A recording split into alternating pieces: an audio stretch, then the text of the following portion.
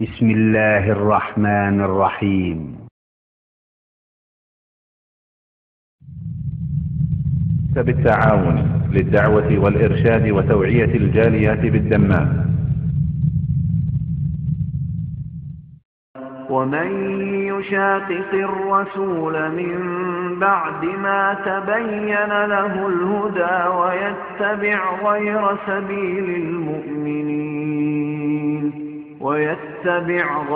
سبيل المؤمنين نوله ما تولى ونصله جهنم وساءت مصيرا.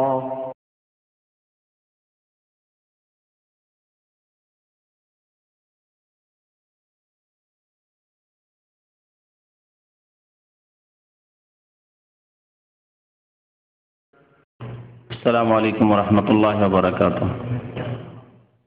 إن الحمد لله نحمده ونستعينه ونستغفره ونعوذ بالله من شرور أنفسنا ومن سيئات أعمالنا. من يهده الله فلا مضل له ومن يضلله فلا هادي له.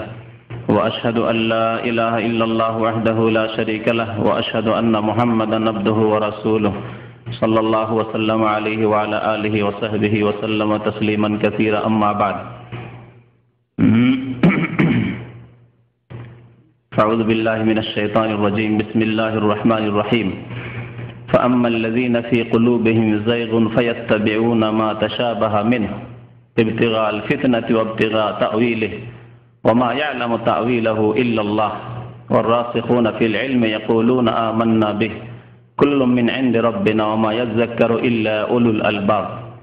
মহান আল্লাহর সমস্ত প্রশংসা, দরুদ ও সালাম নাযিল হোক প্রিয় নবী মুহাম্মদুর রাসূলুল্লাহ সাল্লাল্লাহু আলাইহি ওয়াসাল্লামের উপর। আল্লাহুম্মা সাল্লি আলাইহি আল্লাহুম্মা বারিক আলাইহি। আজকেও আলোচনা করব আপনাদের সামনে ইনশাআল্লাহ তাআলা তৃতীয় পর্ব সাইদি সাহেবের বক্তব্য সম্পর্কে। তার বক্তব্যে যেসব কথাবার্তা কোরআন এবং সুন্নাহর খেলাফ রয়েছে সেগুলি সম্পর্কে মুসলিম ভাইদেরকে জানিয়ে দেওয়াই হচ্ছে উদ্দেশ্য, যাতে করে তারা ভুলে না পড়েন, ভুল না বুঝেন এবং বিভ্রান্তির শিকার না হন। বাকি কথা হলো যেগুলি কথা তিনি কোরআন হাদিস সম্মত বলেছেন সেগুলির সাথে আমরা সবাই আছি, আর সেগুলি এজন্য গ্রহণ করব সেগুলি আল্লাহর কথা এবং রাসূল সাল্লাল্লাহু আলাইহি ওয়াসাল্লামের কথা। প্রত্যেক ব্যক্তি সম্পর্কে আমাদের এই আকীদা, এই বিশ্বাস রাখতে হবে যে তার কথা সঠিকও হতে পারে আবার ভুলও হতে পারে, একমাত্র কাকে বাদ দিয়ে? রাসূলুল্লাহ সাল্লাল্লাহু আলাইহি ওয়াসাল্লামকে বাদ দিয়ে।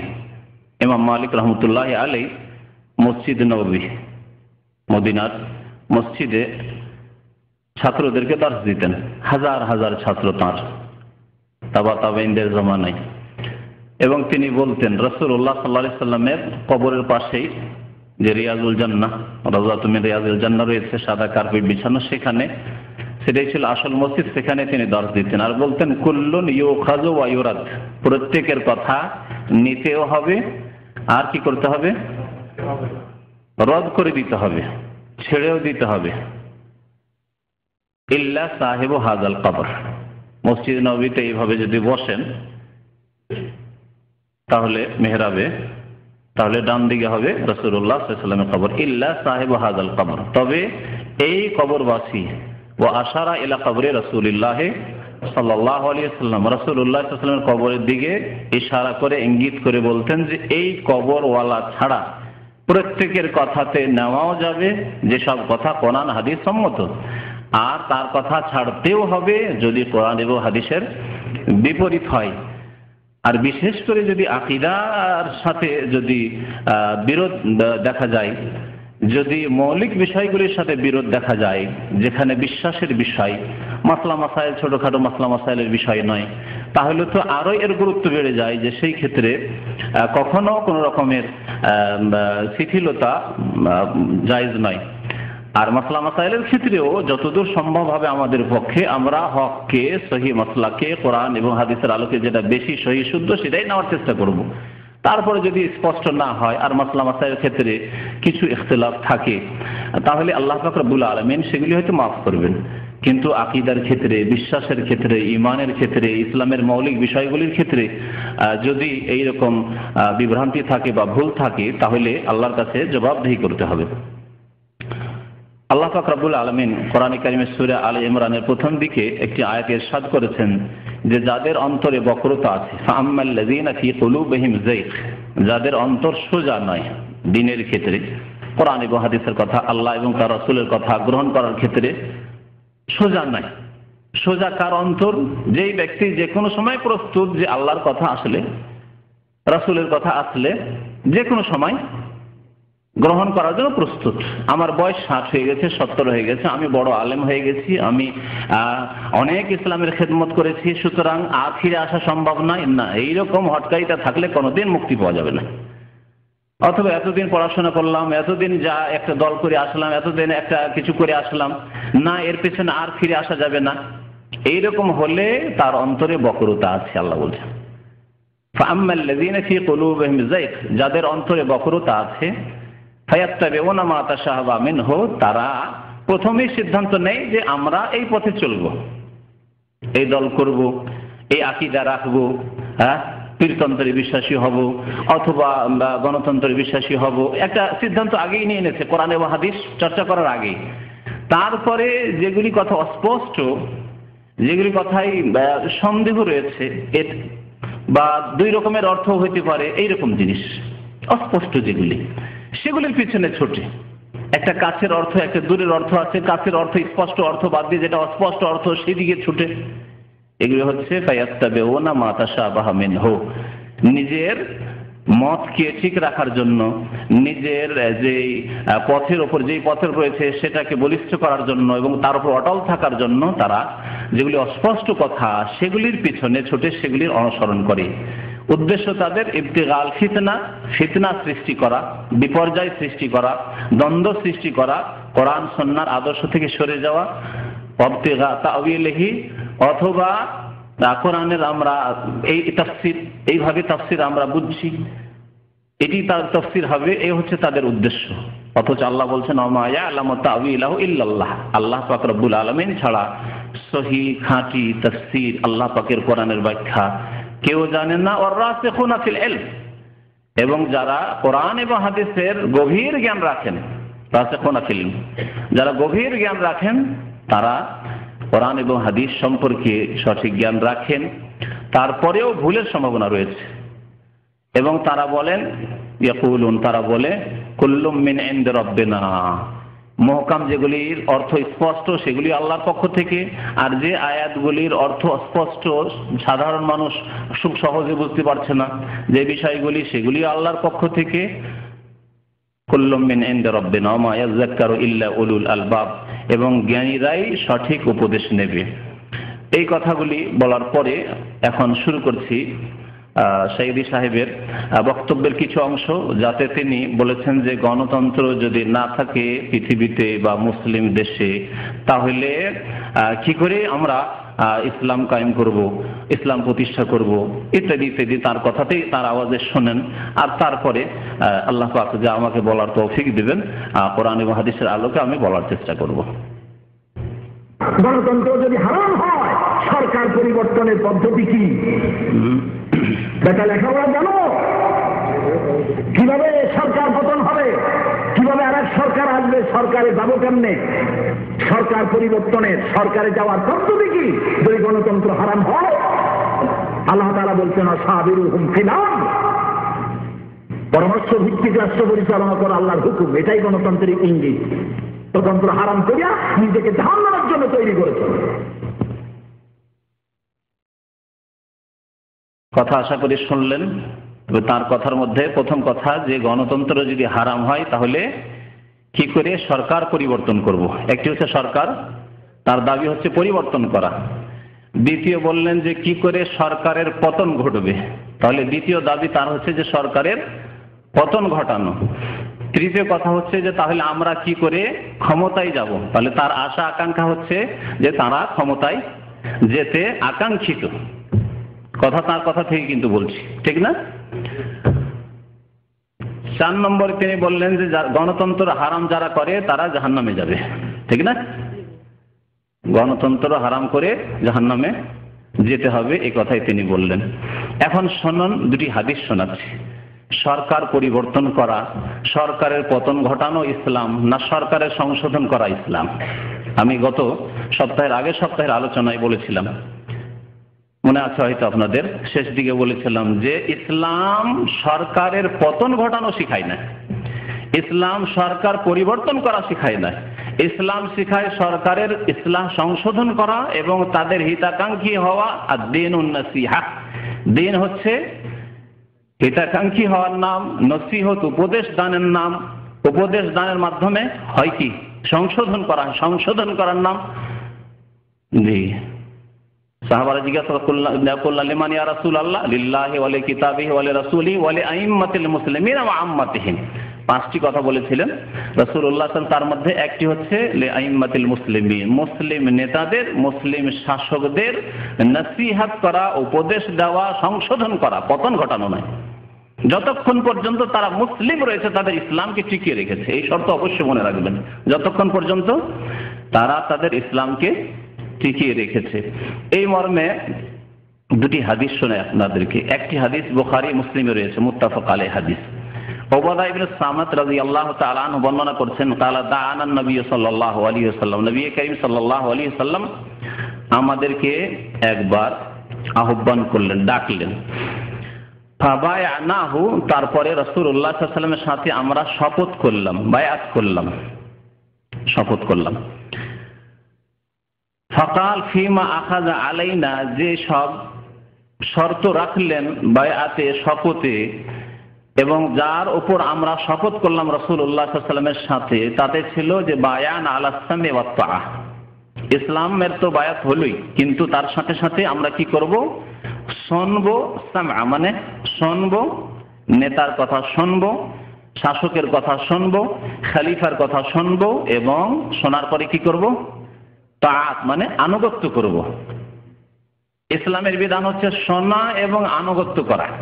ইহুদিরা এর বিপরীত, আল্লাহ পাক তাদের কথা বলেছেন, তারা বলতো সামি'না ওয়া আসাইনা, নবীগণকে বলতো তারা আলাইহিমুস সালাতু ওয়াস সালাম যে তোমার কথা শুনলাম কিন্তু আসাইনা, নাফরমানি করলাম, মানি না তোমার কথা। তাহলে মুসলিম আল্লাহর কথা শুনবে, রাসূল সাল্লাল্লাহু আলাইহি ওয়াসাল্লামের কথা শুনবে, মুসলিম শাসকের কথা শুনবে, আর বলে শুনলাম তোমার বক্তব্য শুনলাম, তোমার কথা শুনলাম কিন্তু তোমার কথা মানি না, অথচ তার আল্লাহ এবং রাসূলের কথা, কোরআন সুন্নাহর কথা বলবে, জায়েজ নাই। কোরআন সুন্নাহ মোতাবেক যদি তারা দেশ পরিচালনা করে তাহলে শুনতে হবে এবং আনুগত্য করতে হবে। শোনা এবং আনুগত্যের ক্ষেত্রে শুধু এখান থেকে বলে ছেড়ে দিচ্ছেন না রাসূলুল্লাহ সাল্লাল্লাহু আলাইহি ওয়াসাল্লাম, বলছেন ফি মানশাতিনা ওয়া মাকরাহিনা, যখন আমরা খুশি থাকবো তখন। শাসকদের উপর খুশি আছি, মাশাআল্লাহ, শাসকরা ইসলামী আইনের বাস্তবায়ন করছে, তারপরে জনকল্যাণমূলক কাজ করছে, দেশের লোকজন সুখী হচ্ছে মাশাআল্লাহ এদের নেতৃত্বে, তখন মানশাতিনা, সুখের সময়। ওয়া মাকরাহিনা, এবং যখন অপছন্দ লাগবে, তাদের কাজকর্ম ভালো লাগে না, তারা ফাসিকি কাজ করছে, ইসলামের আওতা থেকে বেরিয়ে যায়নি, আগে মনে রাখবেন, ইসলামের মধ্যে আছে কিন্তু শাসকরা ফাসিকি কাজ করছে, কাবিরা গুনাহ করছে, নিজেদের ক্ষেত্রে অথবা জাতির ক্ষেত্রে তারা গুনাহের কাজ করছে, মাত্র অপছন্দ লাগছে তাদের কাজকর্ম, তাদের আচার আচরণ। ওয়া উসরিনা, এইরকমই সংকটের সময়, যখন সংকটের সময় থাকবে তখনও তাদের আনুগত্য করব, তাদের কথা শুনবো। ওয়া ইউসরিনা, এবং যখন শান্তির অবস্থা থাকবে তখনও আনুগত্য করব তাদের। ওয়া আসারাতিন আলাইনা, এবং আমাদের ওপর অন্যকে অগ্রাধিকার যদি দেয়, অন্যকে প্রাধান্য দেয়, তখনও আনুগত্য করব। এর উদাহরণ, যেমন আপনি মাশাআল্লাহ দেশের একজন নাগরিক, যোগ্য নাগরিক, যোগ্যতা রাখেন, কিন্তু আপনাকে চাকরি না দিয়ে অন্য দলের লোক তার দলের লোককে চাকরি দিচ্ছে, আত্মীয় স্বজনকে চাকরি দিচ্ছে, স্বজন প্রীতি করছে, তাহলে আপনি অধিকার রাখছিলেন, আপনার প্রাপ্য ছিল অন্যদেরকে দেওয়া, হলে এটি হচ্ছে আপনার ওপর অন্যকে প্রাধান্য দেওয়া। এইরকমও যদি করে তবুও শাসকের বিরুদ্ধে অস্ত্র ধারণ করব না, শাসকের পতন ঘটাবো না, শাসককে সরাবো না, শাসক পরিবর্তন করার ভূমিকা নেব না, বরং শুনবো এবং আনুগত্য করব। ওয়া আল্লাহ নুনাজিআল আমরা আহলা, এবং যাদেরকে আল্লাহ নেতৃত্ব দিয়েছেন তাদের কাছ থেকে তাদের নেতৃত্ব ছিনিয়ে নেব না। লা নুনাজিআল আমরা আহলাহু, যাকে আল্লাহ নেতৃত্ব দিয়েছেন তার কাছ থেকে নেতৃত্ব আমরা ছিনিয়ে নেব না। আজকে যারা বোমাবাজি করছে, যারা অস্ত্র ধারণ করছে, তারা ফাসেক নেতৃত্বের কাছ থেকে হোক আর সৎ হোক, ফাসেক হলেও মুসলিম যতক্ষণ আছে তাদের কাছ থেকে তাদের নেতৃত্ব ছিনিয়ে নিতে চাইছে। এইরকমই যারা বলে যে গণতন্ত্রের মাধ্যমে আমরা পতন ঘটাবো, পরিবর্তন করব সরকার, আমরা যাব, তারা তাদের কাছ থেকে নেতৃত্ব ছিনিয়ে নিতে চাইছে। নবী করিম সাল্লাল্লাহু আলাইহি ওয়াসাল্লাম কি বলছেন? লা নুনাজিআল আমরা আহলাহু, যাদেরকে আল্লাহ নেতৃত্ব দিয়েছেন তাদের কাছ থেকে ছিনিয়ে নিতে চাইবো না। তাহলে কি করতে হবে? ভুল করছে তো শাসকরা, ফাঁসে কি কাজ করছে তো, মুসলিম কিন্তু ফাঁসে কাজ করছে, মদ পান করছে, হারাম কাজ করছে, জুলম অত্যাচার করছে জনসাধারণের উপর, স্বজনপ্রীতি করছে। এসব জুলম অত্যাচার নয়, গোনা নয়? কি করতে হবে? নবী সাল্লাল্লাহু আলাইহি ওয়াসাল্লাম বলছেন তাদের কাছ থেকে ছিনিয়ে নেওয়া যাবে না, পতন ঘটানো তাদের যাবে না, না অস্ত্র ধারণ করে, না এই পদ্ধতি, যেই পদ্ধতির কথা সাইদি সাহেব বলছেন। নবী করিম সাল্লাল্লাহু আলাইহি ওয়াসাল্লাম বলছেন যে তাদের ছিনিয়ে নেওয়া যাবে না। কতক্ষণ পর্যন্ত? ইল্লা আন তারাউ কুফরান বাওয়াহান, যতক্ষণ পর্যন্ত স্পষ্ট কুফরি না দেখবে। দেখুন কত স্পষ্ট কথা রাসূলুল্লাহ সাল্লাল্লাহু আলাইহি ওয়াসাল্লাম, যতক্ষণ পর্যন্ত স্পষ্ট কুফরি না দেখবে, আল্লাহ ছাড়া অন্যকে সিজদা করছে, নামাজ তারা পড়তে বাধা দিচ্ছে, নামাজের বিরুদ্ধে বলছে, দ্বীনের বিরুদ্ধে বলছে, কোরআনের বিধানের বিরুদ্ধে বলছে, এই হচ্ছে স্পষ্ট কুফরি বলছে। কোরআনী আইনের বাস্তবায়ন করতে পারছে না বা করছে না, তাদেরকে যদি জিজ্ঞাসা করা তারা বলছে আমরা পারছি না, তাহলে কাফের নয়, ফাসেক। এই ফাসেক অবস্থায় তাদের কাছ থেকে নেতৃত্ব ছিনিয়ে নেওয়া যাবে না, তাদের পতন ঘটানো যাবে না যতক্ষণ পর্যন্ত স্পষ্ট কুফরি না দেখবো। যখন বলবে না কোরআনের আইন অচল, তোমাদের চলবে না, হ্যাঁ তখন স্পষ্ট কুফরি। তখন যদি ক্ষমতা থাকে তখন পতন ঘটাতে হবে, তখন ছিনিয়ে নিতে হবে। আর আরেকটি কথা যেটা বলতে চাইছিলাম, যে ছিনিয়ে নেওয়া যাবে না, তাহলে ফাসেক নেতাদের সাথে কি করবেন? সেটা হচ্ছে নাসিহাত, উপদেশ দেবেন, সংশোধনের চেষ্টা করবেন। সংশোধনের জন্য উত্তম পন্থা অবলম্বন করতে হবে, যেইভাবে সংশোধন হতে পারে, লিখিত দিয়ে হোক আর মৌখিকভাবে হোক। তারপরে অনেক সময় জনসমাজে বললে আরো বিবাদ সৃষ্টি হবে, আরো কলহ সৃষ্টি হবে, অশান্তি সৃষ্টি হবে।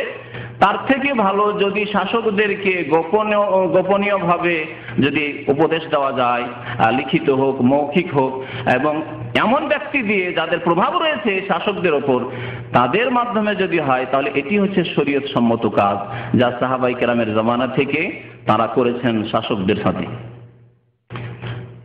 যতক্ষণ পর্যন্ত স্পষ্ট কুফরি দেখবে না ততক্ষণ পর্যন্ত নেতাদের নেতৃত্ব ছিনিয়ে নেবে না। নবী করিম সাল্লাল্লাহু আলাইহি ওয়াসাল্লাম বললেন, ইনদাকুম মিনাল্লাহি ফিহি বুরহান, কাউকে কাফের বলার জন্য তোমার কাছে আল্লাহর পক্ষ থেকে সুস্পষ্ট প্রমাণ, বুরহান থাকতে, অকাট্য দলিল থাকতে হবে যে এই ব্যক্তি কাফের হয়ে গেছে।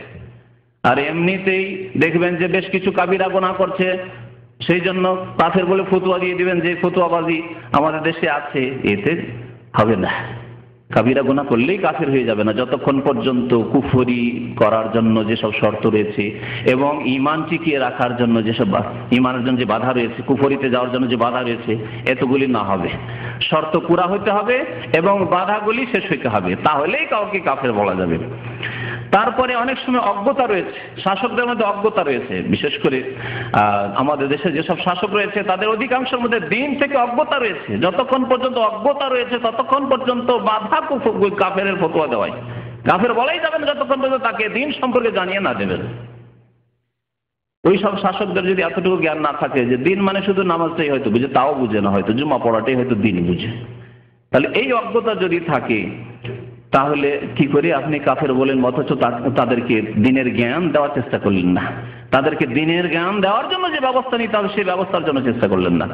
তো এই ছিল একটি হাদিস। দ্বিতীয় হাদিস আওফ বিন মালিক রাদিয়াল্লাহু তাআলা আনহু বর্ণনা করেছেন রাসূলুল্লাহ সাল্লাল্লাহু আলাইহি ওয়াসাল্লাম থেকে, সহিহ মুসলিমে হাদিসটি রয়েছে। দেখেন মুসলিমের হাদিস কি বলছেন, কাল আল্লাহ রাসূল সাল্লাল্লাহু আলাইহি ওয়াসাল্লাম বলেছেন, খিয়ারু আইম্মাতিকুম, তোমাদের শ্রেষ্ঠ নেতা, ভালো নেতা কারা? আল্লাযীনা তুহিব্বুনাহুম, যাদেরকে তোমরা ভালোবাসো, ওয়া ইউহিব্বুনাকুম, তারাও তোমাদেরকে ভালোবাসে, ওয়াসাল্লুনা আলাইকুম, তোমাদের জন্য তারা দোয়া করে, শাসকরা দোয়া করে। ওয়া তুসাল্লুনা আলাইহিম, তোমরা তাদের জন্য দোয়া করো। ভালো শাসক হলে, ধার্মিক শাসক হলে, আল্লাহ ভীরু শাসক হলে, ইসলামী আইনের বাস্তবায়ন করলে আমরা অবশ্যই দোয়া করবো। যেমন সৌদি আরবের সরকারের জন্য আমরা দোয়া করি, আল্লাহ পাক রব্বুল আলামিন তাদেরকে যেন জাযায়ে খায়র দান করেন। বলুন আমিন। আল্লাহ পাক রব্বুল আলামিন তাদেরকে যেন আরো শক্তিশালী করেন, কারণ তারা কোরআনী আইনের বাস্তবায়ন করছেন। তারা ভালো কাজের আদেশ দিচ্ছেন, অন্যায় কাজে বাধা দিচ্ছেন। এখানে একটি প্রতিষ্ঠান রয়েছে যার নাম হচ্ছে হাইয়াতুল আমরি বিল মারুফ ওয়ান নাহি আনিল মুনকার, যাদেরকে আমরা বলেন মোত্তাওয়া অফিস বলেন না, যাদের কাজই হচ্ছে, যাদের এই আপনার এই সংস্থার নামই হচ্ছে হাইয়াতুল আমরি বিল মারুফ, ভালো কাজের আদেশ প্রদানের কাউন্সিল, ওয়ান নাহি আনিল মুনকার, অন্যায় কাজে বাধা প্রদানের, যেটি সরকারের নেতৃত্বে একটি সরকারি প্রতিষ্ঠান। আপনি নিজে কাউকে বল প্রয়োগ করে নামাজের জন্য পাঠাতে পারেন না, উপদেশ দিতে পারেন, কিন্তু হায়ার লোক, হায়াতুল আমরি বিল মারুফের লোক বল প্রয়োগ করে নামাজ পড়াতে পারে, না হলে উঠিয়ে নিয়ে যেতে পারে। কেউ হারাম কাজ করছে, মদ খাচ্ছে, আপনি বল প্রয়োগ করতে পারেন না, কিন্তু তারা বল প্রয়োগ করে উঠিয়ে নিয়ে যেতে পারে। তাহলে যারা আল্লাহ পাক রব্বুল আলামিন মুসলিম শাসকের জন্য, ইসলামিক রাষ্ট্রের জন্য যেই শর্তের কথা আল্লাহ পাক বলেছেন সূরা নূরে, আল্লাযীনা ইন মাক্কান্নাহুম ফিল আরদ, যদি কোন জাতিকে শক্তিশালী করি তাহলে তারা আকামুস সালাহ, নামাজ কায়েম করবে। আলহামদুলিল্লাহ, কত মসজিদ কায়েম হচ্ছে, প্রতিদিন মসজিদ কায়েম হচ্ছে আছে সৌদি আরবে। ওয়া আতাউজ যাকাত, যাকাত প্রদান করছে, যাকাত নেওয়া হচ্ছে বড় বড় ব্যবসায়ীদের কাছ থেকে, ব্যবসা করছে যাকাত দাও।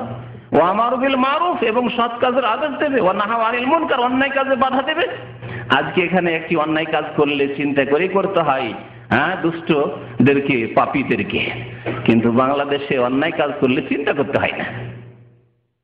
মদ খেলে কোনো চিন্তা করতে হয় না, হ্যাঁ, ব্যভিচার করলে কোনো চিন্তা করতে হয় না,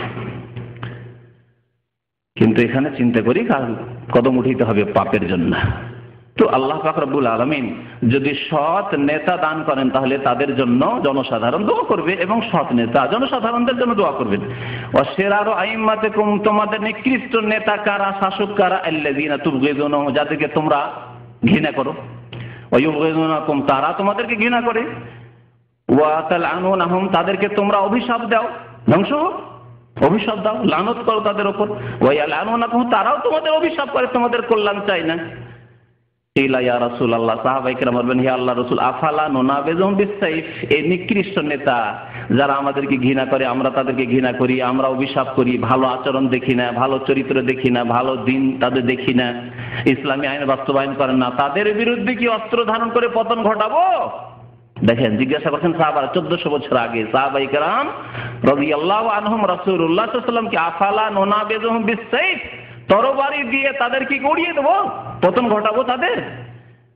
নবী করিম সাল্লাল্লাহু আলাইহি ওয়াসাল্লাম বলেন, ফাকাল আল্লাহ, না, কতক্ষণ পর্যন্ত, মা আকামু ফিকুমুস সালাতা, যতক্ষণ পর্যন্ত তারা তোমাদের মাঝে নামাজকে প্রতিষ্ঠিত রেখেছে, কায়েম রেখেছে। ওয়া ইযা রাআইতুম মিন উলাতিকুম শাইআন তাকরাহুনাহু, যদি তোমাদের নেতাদের থেকে, শাসকদের থেকে এমন কিছু দেখো যা অপছন্দ লাগে, ফাকরাহু আমালাহু, তাহলে তাদের কর্মগুলিকে ঘৃণা করো, আনুগত্য করিও না। যে তারা মদ খাচ্ছে, আমরা মদ খাবো, হ্যাঁ, তারা বেহায়া বেপর্দা করছে, আমরাও বেহায়া বেপর্দা, আমাদের মেয়েদেরকে বন্ধুকে করে দেবো না, ঘৃণা করো তাদেরকে, তাদের আমলকে ঘৃণা করো। কিন্তু ওয়ালা তানজিউ ইয়াদান মিন তাআতিন, আনুগত্য থেকে তোমার হাতকে গুটিয়ে নিও না। ওয়ালা তানজিউ ইয়াদান মিন তাআতিন, আনুগত্য অবশ্যই করতে থাকো, বিরুদ্ধাচরণ করিও না, পতন ঘটায়ও না। তাহলে কি বুঝতে পারলেন দুইটি হাদিস থেকে রাসূলুল্লাহ সাল্লাল্লাহু আলাইহি ওয়াসাল্লামের, যে ইসলামে মুসলিম শাসকের পতন ঘটানো, পরিবর্তন করানো, হ্যাঁ, আর নিজেরা আমরা ক্ষমতায় যাব, এই থিওরি নেই, এই থিওরি অন্যরা আবিষ্কার করেছে।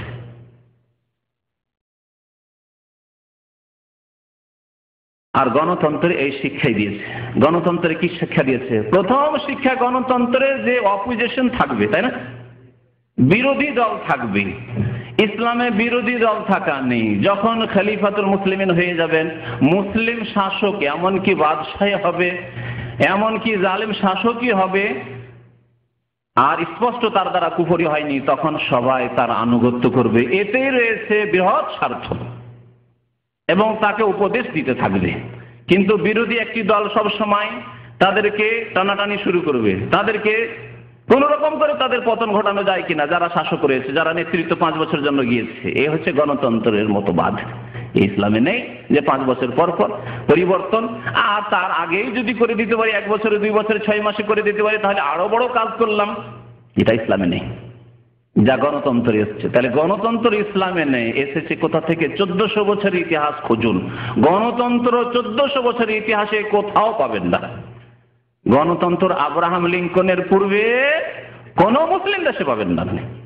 প্রথম তৈরি করলো ইহুদি, তারপরে দিল খ্রিস্টানদেরকে, ইহুদিদেরকে, তারপর তাদের কাছ থেকে ধার করে নিয়ে আসলো মুসলিম শাসক ফাসিকরা নিজের নিজের দেশে। গণতন্ত্র ইসলামে নেই। আবার বলছি আপনাদের যে আপনি ইতিহাস দেখুন, রাসূলুল্লাহ সাল্লাল্লাহু আলাইহি সাল্লামের ইন্তেকালের পরে 30 বছর ধরে খেলাফতে রাশেদা থেকেছে। আল খেলাফত ফি উম্মতি 30 সানা। নবী করিম সাল্লাল্লাহু আলাইহি ওয়াসাল্লাম বলছেন আমার উম্মতে খেলাফত কতদিন থাকবে? খেলাফতে রাশেদা, যেই খেলাফত হচ্ছে নবী করিম সাল্লাল্লাহু আলাইহি সাল্লামের পুরোপুরি সুন্নতের অনুসরণ ভিত্তিক। এই খেলাফত মাত্র 30 বছর থাকবে। রাসূলুল্লাহ সাল্লাল্লাহু আলাইহি কথা বলেছেন, তিরমিজির হাদিস, মুসনাদ আহমদের হাদিস।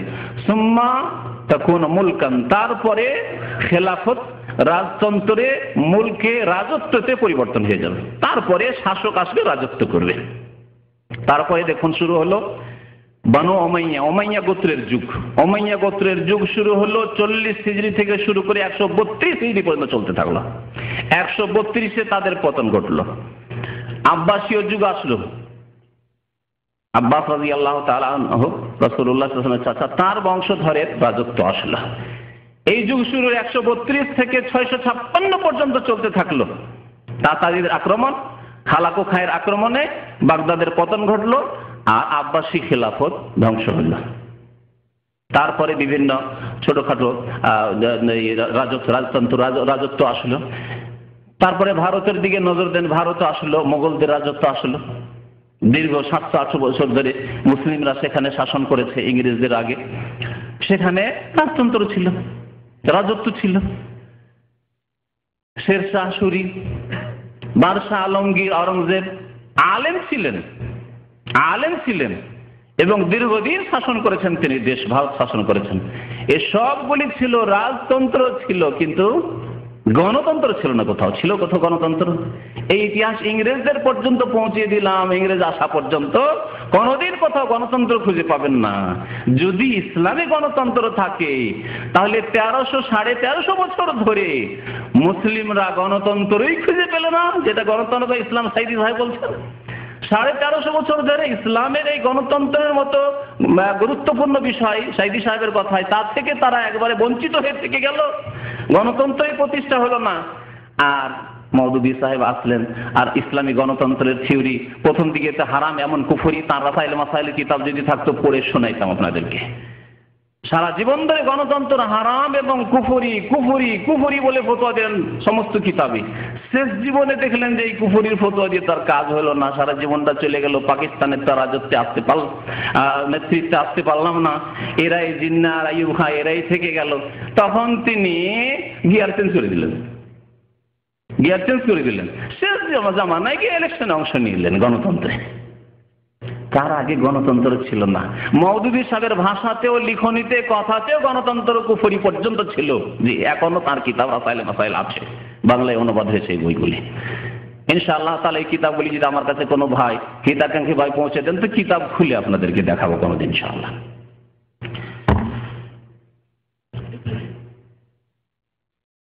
তারপরে আরেকটি বিষয়, সাইদি সাহেব কোরআনের একটি আয়াত পড়েছেন, শাওয়িরহুম ফিল আমরি, পরামর্শ নিতে হবে। আল্লাহ পাক কি বলেছেন? ওয়াশাওয়িরহুম ফিল আমরি। পরামর্শের দ্বারা ইঙ্গিত করা হয়েছে গণতন্ত্রের দিকে। বললেন না সাইদি সাহেব যে এই আয়াতে গণতন্ত্রের দিকে ইঙ্গিত করা হয়েছে। এই তরজমা অনেক আছে, এই তরজমাতে বেশ কিছু ভুলও আছে, কিন্তু এই আয়াতটি দেখাবো। এটি হচ্ছে মওদুদী সাহেবের তরজমা, কারণ মওদুদী সাহেবের ভক্ত। আর এটি হচ্ছে তাফহিমুল কোরআনে যে তরজমা অনুবাদ আছে তার আসল, এটা সংক্ষিপ্ত 30 পারা। তো এই মওদুদী সাহেবের তরজমাতে কি করা হয়েছে, যে মওদুদী সাহেব অনুসারীরা গণতন্ত্রের জন্য এত প্রচেষ্টা চালাচ্ছে, আর গণতন্ত্রের মাধ্যমে শাসকদের পতন ঘটিয়ে তারা নিজেরা সৎ নিজেকে বলছেন এবং তারা নেতৃত্বে যেতে চাইছেন। এই শাওয়িরহুম ফিল আমরির অর্থ কি করেছেন একটু পড়ে শোনাচ্ছি। আমি নিজে অর্থ না করে মওদুদী সাহেবের এবং আব্দুর রহিম সাহেবের, বাংলা অনুবাদটি আব্দুর রহিম সাহেবের, তো এই অর্থটি আপনাদেরকে শোনাচ্ছি। আল্লাহ পাক রব্বুল আলামিন বলছেন, ফাবিমা রাহমাতিন মিনাল্লাহি লিনতা লাহুম ওয়ালাউ কুনতা ফাযযান গালিযাল কলবি লানফাযযু মিন হাওলিক ফাআফু আনহুম ওয়াস্তাগফির লাহুম ওয়াশাবিরহুম ফিল আমর। এই শাবিরহুম ফিল আমরের অর্থটা দেখেন এখানে, সূরা আলে ইমরান আয়াত নম্বর 159। হে নবী, ইহা খোদার বড় অনুগ্রহের বিষয় যে তুমি এইসব লোকের জন্য খুবই নম্র স্বভাবের লোক হইয়াছ। অন্যথায় তুমি যদি উগ্র স্বভাব ও পাষাণ হৃদয়ের অধিকারী হইতে তবে এইসব লোক তোমার চতুর্দিক হইতে দূরে সরিয়া যাইত। অতএব ইহাদের অপরাধ মাফ করিয়া দাও, তাহাদের জন্য মাগফিরাতের দোয়া করো এবং দ্বীন ইসলামের কাজকর্মে তাহাদের সহিত পরামর্শ করো। দ্বীন ইসলামের কাজকর্মে ওয়াশাবিরহুম ফিল আমরে, এখন আসি, এবং তাদের সাথে মশওয়ারা করো, পরামর্শ নাও তাদের দ্বীন ইসলামের কাজকর্মের ক্ষেত্রে। তাহলে শাবিরহুম মানে কি করা? পরামর্শ করা। এখন এর ব্যাখ্যা আসছে। পরামর্শ মানে কি গণতন্ত্র? আপনাদেরকে জিজ্ঞাসা করছি, পরামর্শ মানে কি গণতন্ত্র না দুটোতে আসমান আর জমিনের পার্থক্য আছে? পার্থক্যটা একটু বুঝাই, খুব সংক্ষেপে বুঝাচ্ছি, কারণ অনেক কথাই আছে, আজকে শেষ করতে হবে এই বিষয়টিকে। পরামর্শ আপনি নিজের ব্যাপারে, ব্যক্তি জীবনের আপনার কিন্তু ব্যক্তিগত সমস্যা আছে, আপনি কি সবার কাছে পরামর্শ করবেন? না আপনার চেয়ে যোগ্য ব্যক্তি আপনার আব্বার কাছে, আপনার আম্মার কাছে, আপনার ওস্তাদের কাছে, নেক লোক সৎ লোকের কাছে, জ্ঞানী ব্যক্তির কাছে পরামর্শ করবেন, ঠিক না? পরামর্শ তাহলে রাস্তাঘাটে যাকেই পাবেন তার কাছে পরামর্শ নেওয়া শুরু করবেন। এই কাজ কোনো আধা পাগলও করে না, করবে? জি। তাহলে আল্লাহ পাক কি করতে বলেছেন? পরামর্শ নিতে বলেছেন। তাহলে ইসলামী রাষ্ট্র কায়েম করার জন্য সূরা আছে। আল্লাহ পাক সূরায় সূরা, একটি সূরার নাম হচ্ছে সূরা, পরামর্শের সূরা। সেই সূরায় আল্লাহ পাক রব্বুল আলামিন বলেছেন, ওয়া আমরুহুম সূরা বাইনাহুম, মুসলিমদের কাজকর্ম সম্পাদিত হবে সূরা ভিত্তিক, পরামর্শ ভিত্তিক। তাহলে পরামর্শ বোঝা গেল যে অযোগ্য লোকদের কাছে নিজের ব্যক্তি জীবনের ক্ষেত্রেও নাই না, পরিবারের ক্ষেত্রে, ভাই আমার স্ত্রী খারাপ, তালাক দেব না রাখবো, এই পরামর্শ যার তার কাছে নেবেন। হ্যাঁ, গ্রামের যাকে তাকেই ধরবে না, বল ভাই পরামর্শ আমার স্ত্রীকে রাখবো না রাখবো না। হ্যাঁ, আমার স্ত্রী বলছে আমাকে পৃথক হইতে, আমার আব্বা আম্মা থেকে আলাদা হবো, পৃথক হবো না, এক বাড়িতেই থাকবো। আমার স্ত্রী বলছে এই বলছে, তো কি করব না করব? সবার কাছে পরামর্শ নেবেন না, কোনো আলেমের কাছে, জ্ঞানীর কাছে, যে বয়োজ্যেষ্ঠ যারা ভালো পরামর্শ আপনার চাইতে দিতে পারবে, আপনাকে ভালো দিক নির্দেশনা দিতে পারবে, তাদের কাছে নেবেন। চিন্তা করুন, তাহলে আপনার ব্যক্তি জীবনে, পারিবারিক জীবনে, ছোট জীবন, ব্যক্তি জীবন, পারিবারিক জীবন, দুই তিনজনের ব্যাপার সবার, ছেলে মেয়েদের ক্ষেত্রে, ভাই ছেলে মেয়েদেরকে কি পড়াইলে ভালো হয়?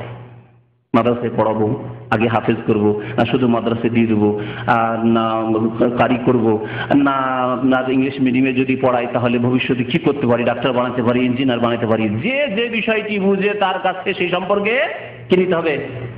পরামর্শ নিতে হবে। যোগ্যদের কাছে পরামর্শ নেওয়া হয়, সবার কাছে পরামর্শ নেওয়া হয় না। পক্ষান্তরে গণতন্ত্রে ইলেকশনে ভোট সবার কাছে নেওয়া হয়। 17 ভোটের একটাই দাম, একটি ভোট তার। আর অসৎ লোক, মিথ্যুক, জালেম, খুনি, সন্ত্রাসী, পাপিষ্ট, বেনামাজি, কাফের, ইহুদি, খ্রিস্টান, নাস্তিক, তসলিমা নাসরিন, সালমান রুশদি, সবার ভোটের দাম মূল্য সাইদি সাহেবের ভোটের সমান, ঠিক না? তাহলে এটা কি ইসলাম সমর্থন করে? ইসলাম সমর্থন করে না। ইসলাম পরামর্শ সূরা সমর্থন করে। এখানে আরো বলে দিই, কারণ সাইদি সাহেব সৌদি আরবের সরকারের বিরুদ্ধে কিছু কথা বলেছেন, সেই জন্য বলে দিই যে সূরা প্রতিষ্ঠা রয়েছে সৌদি আরবে। এখন শুনে রাখুন, যারা পত্রপত্রিকা এখানকার পড়েন, ইংরেজি পড়েন অথবা আরবি পড়েন, তারা ভালো করে জানেন যে সৌদি আরবের সূরা কাউন্সিল আছে না? আমাদের শিক্ষিত ভাইয়ের পিছন দিকে অনেকে আছে না? সূরা কাউন্সিল আছে, যার নাম হচ্ছে মজলিস সূরা। তার চিফকে, তার চিফ জানেন? তাই লাগা লোকেরা, যারা নামাজ পড়ে না তারা, যারা ইউরোপ আমেরিকা থেকে ডিগ্রি নিয়ে এসছে, ব্যারিস্টার হয়েছে তারা না। ইসলামিক রাষ্ট্র যে সৌদি আরব, তার প্রমাণ শোনেন। ইমামে হারাম এবং শউনুল হারমাইন, আল হারমাইন অ্যাফেয়ার্সের যিনি চিফ রাইস, যিনি প্রেসিডেন্ট, তিনি এবং তিনি হচ্ছেন মজলিসে শুরার চিফ প্রেসিডেন্ট বা চেয়ারম্যান। তার নাম সালেহ বিন আব্দুল্লাহ বিন হুমাইদ। জুমার দিনে বেশিরভাগ তার খুতবা হয়, অন্যান্য আইম্মা কেরামের খুতবা হয়। মসজিদে হারামের তিনি খতিব ইমাম, তিনি হচ্ছেন মজলিসে শুরার প্রধান চেয়ারম্যান। এই দেশে তাহলে ইসলামিক সরকার যে আর কোরআন সুন্নাহর যে বাস্তবায়ন আছে, এর প্রমাণ হচ্ছে যে এখানে মজলিসে শুরা রয়েছে, যাতে অনেকগুলি সদস্যের মধ্যে প্রথম চিফ হচ্ছেন এমন এক ব্যক্তি যিনি ইসলামিক স্টাডিজের উপরে পিএইচডি ডক্টরেট করালো এবং মসজিদে হারামের ইমাম এবং খতিব, আর একজন আন্তর্জাতিক আরবি ভাষার বড় সাহিত্যিক। এত সুন্দর তিনি বক্তব্য করেন, যারা আরবি ভাষা বুঝে, আরবি সাহিত্যে যাদের জ্ঞান আছে তারাই বুঝে যে এত সুন্দর কথা তিনি বলতে পারেন, এত তার ভাষা সুন্দর আরবি ভাষা। তিনি হচ্ছেন এখানকার মজলিসে শুরা কাউন্সিলের প্রধান। তো আল্লাহ পাক রব্বুল আলামিন শুরা পরামর্শ নিতে বলেছেন যে কোনো সিদ্ধান্ত নেওয়ার ক্ষেত্রে, যে কোনো কাজের ক্ষেত্রে, বেড়ে যাওয়ার ক্ষেত্রে, আগে বাড়ার ক্ষেত্রে, কদম ওঠানোর ক্ষেত্রে। কিন্তু সবার ভোট সমান, এর নাম শুরা নয়, এর নাম পরামর্শ নয়। এটি হচ্ছে কোরআনের বিকৃতি, এটি হচ্ছে কোরআনের অপব্যাখ্যা। যে অপব্যাখ্যা করে বাংলাদেশের অন্ধ মানুষকে হাইকোর্ট দেখানো হয়েছে, কোড়ে ঘর দেখিয়ে অন্ধ মানুষকে হাইকোর্ট দেখানো হয়েছে, এটি হচ্ছে হাইকোর্ট। শুরার নাম হচ্ছে গণতন্ত্র, শুরার নাম কখনো গণতন্ত্র নয়। গণতন্ত্রেতে কাফের আর মুসলিম সমান করা হয়েছে, গণতন্ত্রেতে বেনামাজি নামাজিকে সমান করা হয়েছে, গণতন্ত্রেতে লুচ্চাকে জানি ব্যভিচারকারীকে সৎ একজন লোকের সমান করে দেওয়া হয়েছে। গণতন্ত্রে আল্লাহ ভীরু এবং আল্লাহ প্রতি তার বিশ্বাসী নেই, দুটোকে সমান করে দেওয়া হয়েছে। আল্লাহ পাক রব্বুল আলামিন এই আয়াতগুলি গত সপ্তাহে শুনিয়েছিলাম। তার একটি আয়াত হচ্ছে হাল ইয়াস্তাউইল্লাযীনা ইয়ালামুনা ওয়াল্লাযীনা লা ইয়ালামুন, যারা জ্ঞান রাখে দিন সম্পর্কে, আল্লাহ সম্পর্কে, আখিরাত সম্পর্কে, রাসূল সম্পর্কে, শরীয়ত সম্পর্কে, তারা, আর যারা কিছুই জ্ঞান রাখে না, সবাই কি সমান হতে পারে? হাল ইয়াস্তাউইল যুলুমাতু ওয়ান নূর, অন্ধকার আর আলো কি সমান হতে পারে? হাল ইয়াস্তাউইল আমা ওয়াল বাসীর, আল্লাহ বলছেন যে দেখে চোখে দেখে আর যে দেখে না অন্ধ, দুটো কি সমান হতে পারে? কখনো সমান হতে পারে না। কিন্তু গণতন্ত্রে দুটোই হচ্ছে সমান, অন্ধ আর যে দেখে সমান, যে মূর্খ আর যে জ্ঞানী সমান, আলেম আর জালেম সমান, আল্লাহ ভীরু আর আল্লাহ দ্রোহী দুটোই সমান, মুমিন আর কাফের সমান। এর নাম ইসলাম নয় ভাইরা। আবার বুঝার চেষ্টা করবেন, আল্লাহ পাক রব্বুল আলামিন যেন বুঝার তৌফিক দান করেন। তারপরে আরেকটি কথা তিনি বলেছেন যে গণতন্ত্রকে যারা হারাম করে তারা জাহান্নামে যাওয়ার ব্যবস্থা নিয়েছে। তার কথাতে শুনেছেন আল্লাহ পাক জাহান্নামে যাওয়ার রাস্তার কথা উল্লেখ করেছেন। রাসূলুল্লাহ সাল্লাল্লাহু আলাইহি ওয়াসাল্লামের অনুসরণে জান্নাত পাওয়া যাবে না রাসূলের বিরুদ্ধাচরণ করলে জান্নাত পাওয়া যাবে? রাসূলুল্লাহ সাল্লাল্লাহু আলাইহি ওয়াসাল্লামের অনুসরণ করলে জান্নাত পাওয়া যাবে। তাহলে রাসূলুল্লাহ সাল্লাল্লাহু আলাইহি ওয়াসাল্লামের কেউ যদি নাফরমানি করে তাহলে জাহান্নামে যাবে। গণতন্ত্র কি তাহলে রাসূলুল্লাহ সাল্লাল্লাহু আলাইহি ওয়াসাল্লামের রাস্তা হলো? কখনো নয়। তাহলে গণতন্ত্র হারাম করে জান্নাতে যাওয়া যাবে না জাহান্নামে? সেই বিষয় বলছেন জাহান্নামে। কিন্তু কোরআন বলছেন না, যারা গণতন্ত্র বলে গণতন্ত্রের মাধ্যমে ইসলাম প্রতিষ্ঠা হবে, ইসলামী আইন বাস্তবায়ন হবে, সেটি কিন্তু জাহান্নামের রাস্তা। শুনে রাখুন, কোরআন আয়াত শোনাচ্ছে আপনাদেরকে, সূরা নিসা আয়াত নম্বর 115। আল্লাহ পাক বলছেন ওমাই ইউশাকিকির রাসূলা, যে ব্যক্তি রাসূলুল্লাহ সাল্লাল্লাহু আলাইহি ওয়াসাল্লামের বিরুদ্ধাচরণ করবে। রাসূলুল্লাহ সাল্লাল্লাহু আলাইহি ওয়াসাল্লাম গণতন্ত্র তো দেননি, 1400 বছরে 1350 বছর ছিলই না। মিন বাদে মা তাবায়্যানা লাহুল হুদা, তার জন্য সঠিক পথ স্পষ্ট হয়ে যাওয়ার পর, হিদায়াত স্পষ্ট হয়ে গেছে, কোরআন নাযিল হয়ে গেছে, ওহীর দরজা বন্ধ হয়ে গেছে, দিনকে আলিয়াউমা আকমালতু লাকুম, দিনকে আল্লাহ কমপ্লিট করে দিয়েছেন, তারপরেও যদি কেউ রাসূলুল্লাহ সাল্লাল্লাহু আলাইহি ওয়াসাল্লামের বিরুদ্ধাচরণ করে, ওয়ায়াত্তাবি গায়রা সাবিলিল মুমিনিন, এবং মুমিনগণের রাস্তা ছাড়া অন্য কোন রাস্তার অনুসরণ করে। প্রথম সারির মুমিন কারা? সাহাবায়ে কেরাম রাদিয়াল্লাহু তাআলা আনহুম আজমাইন। তাহলে সাহাবায়ে কেরাম খোলাফায়ে রাশিদিনের রাস্তা ছাড়া অন্য কোন রাস্তা অবলম্বন করে। 1400 বছরের মুমিন মুসলিম শাসকদের রাস্তায় গণতন্ত্রের রাস্তা না, এটি হচ্ছে আব্রাহাম লিঙ্কনের রাস্তা। যদি মুমিনদের রাস্তা ছাড়া অন্য কোন রাস্তার অনুসরণ করে, তাহলে আল্লাহ কি বলছেন? নুওয়াল্লিহি মা তাওয়াল্লা, সে যেখানে ফিরতে চাবে সেদিকে আমি ফিরিয়ে দেব। ওয়া নুসলিহি জাহান্নাম, এবং তাকে জাহান্নামে প্রবিষ্ট করব, দাখিল করব, আল্লাহ বলছেন। ওয়া সাআত মাসিরা, এবং এই জাহান্নাম হচ্ছে বড় নিকৃষ্ট স্থল। তাহলে জাহান্নামে যাওয়ার রাস্তা হচ্ছে নবী করিম সাল্লাল্লাহু আলাইহি ওয়াসাল্লাম এবং সাহাবায়ে কেরামের রাস্তার বিরুদ্ধাচরণ করা। জি, আর গণতন্ত্র হচ্ছে নবী করিম সাল্লাল্লাহু আলাইহি ওয়াসাল্লাম, সাহাবায়ে কেরাম, মুমিনগণের রাস্তার বিরুদ্ধাচরণ। সুতরাং সেটি হচ্ছে জাহান্নামে যাওয়ার রাস্তা। জি,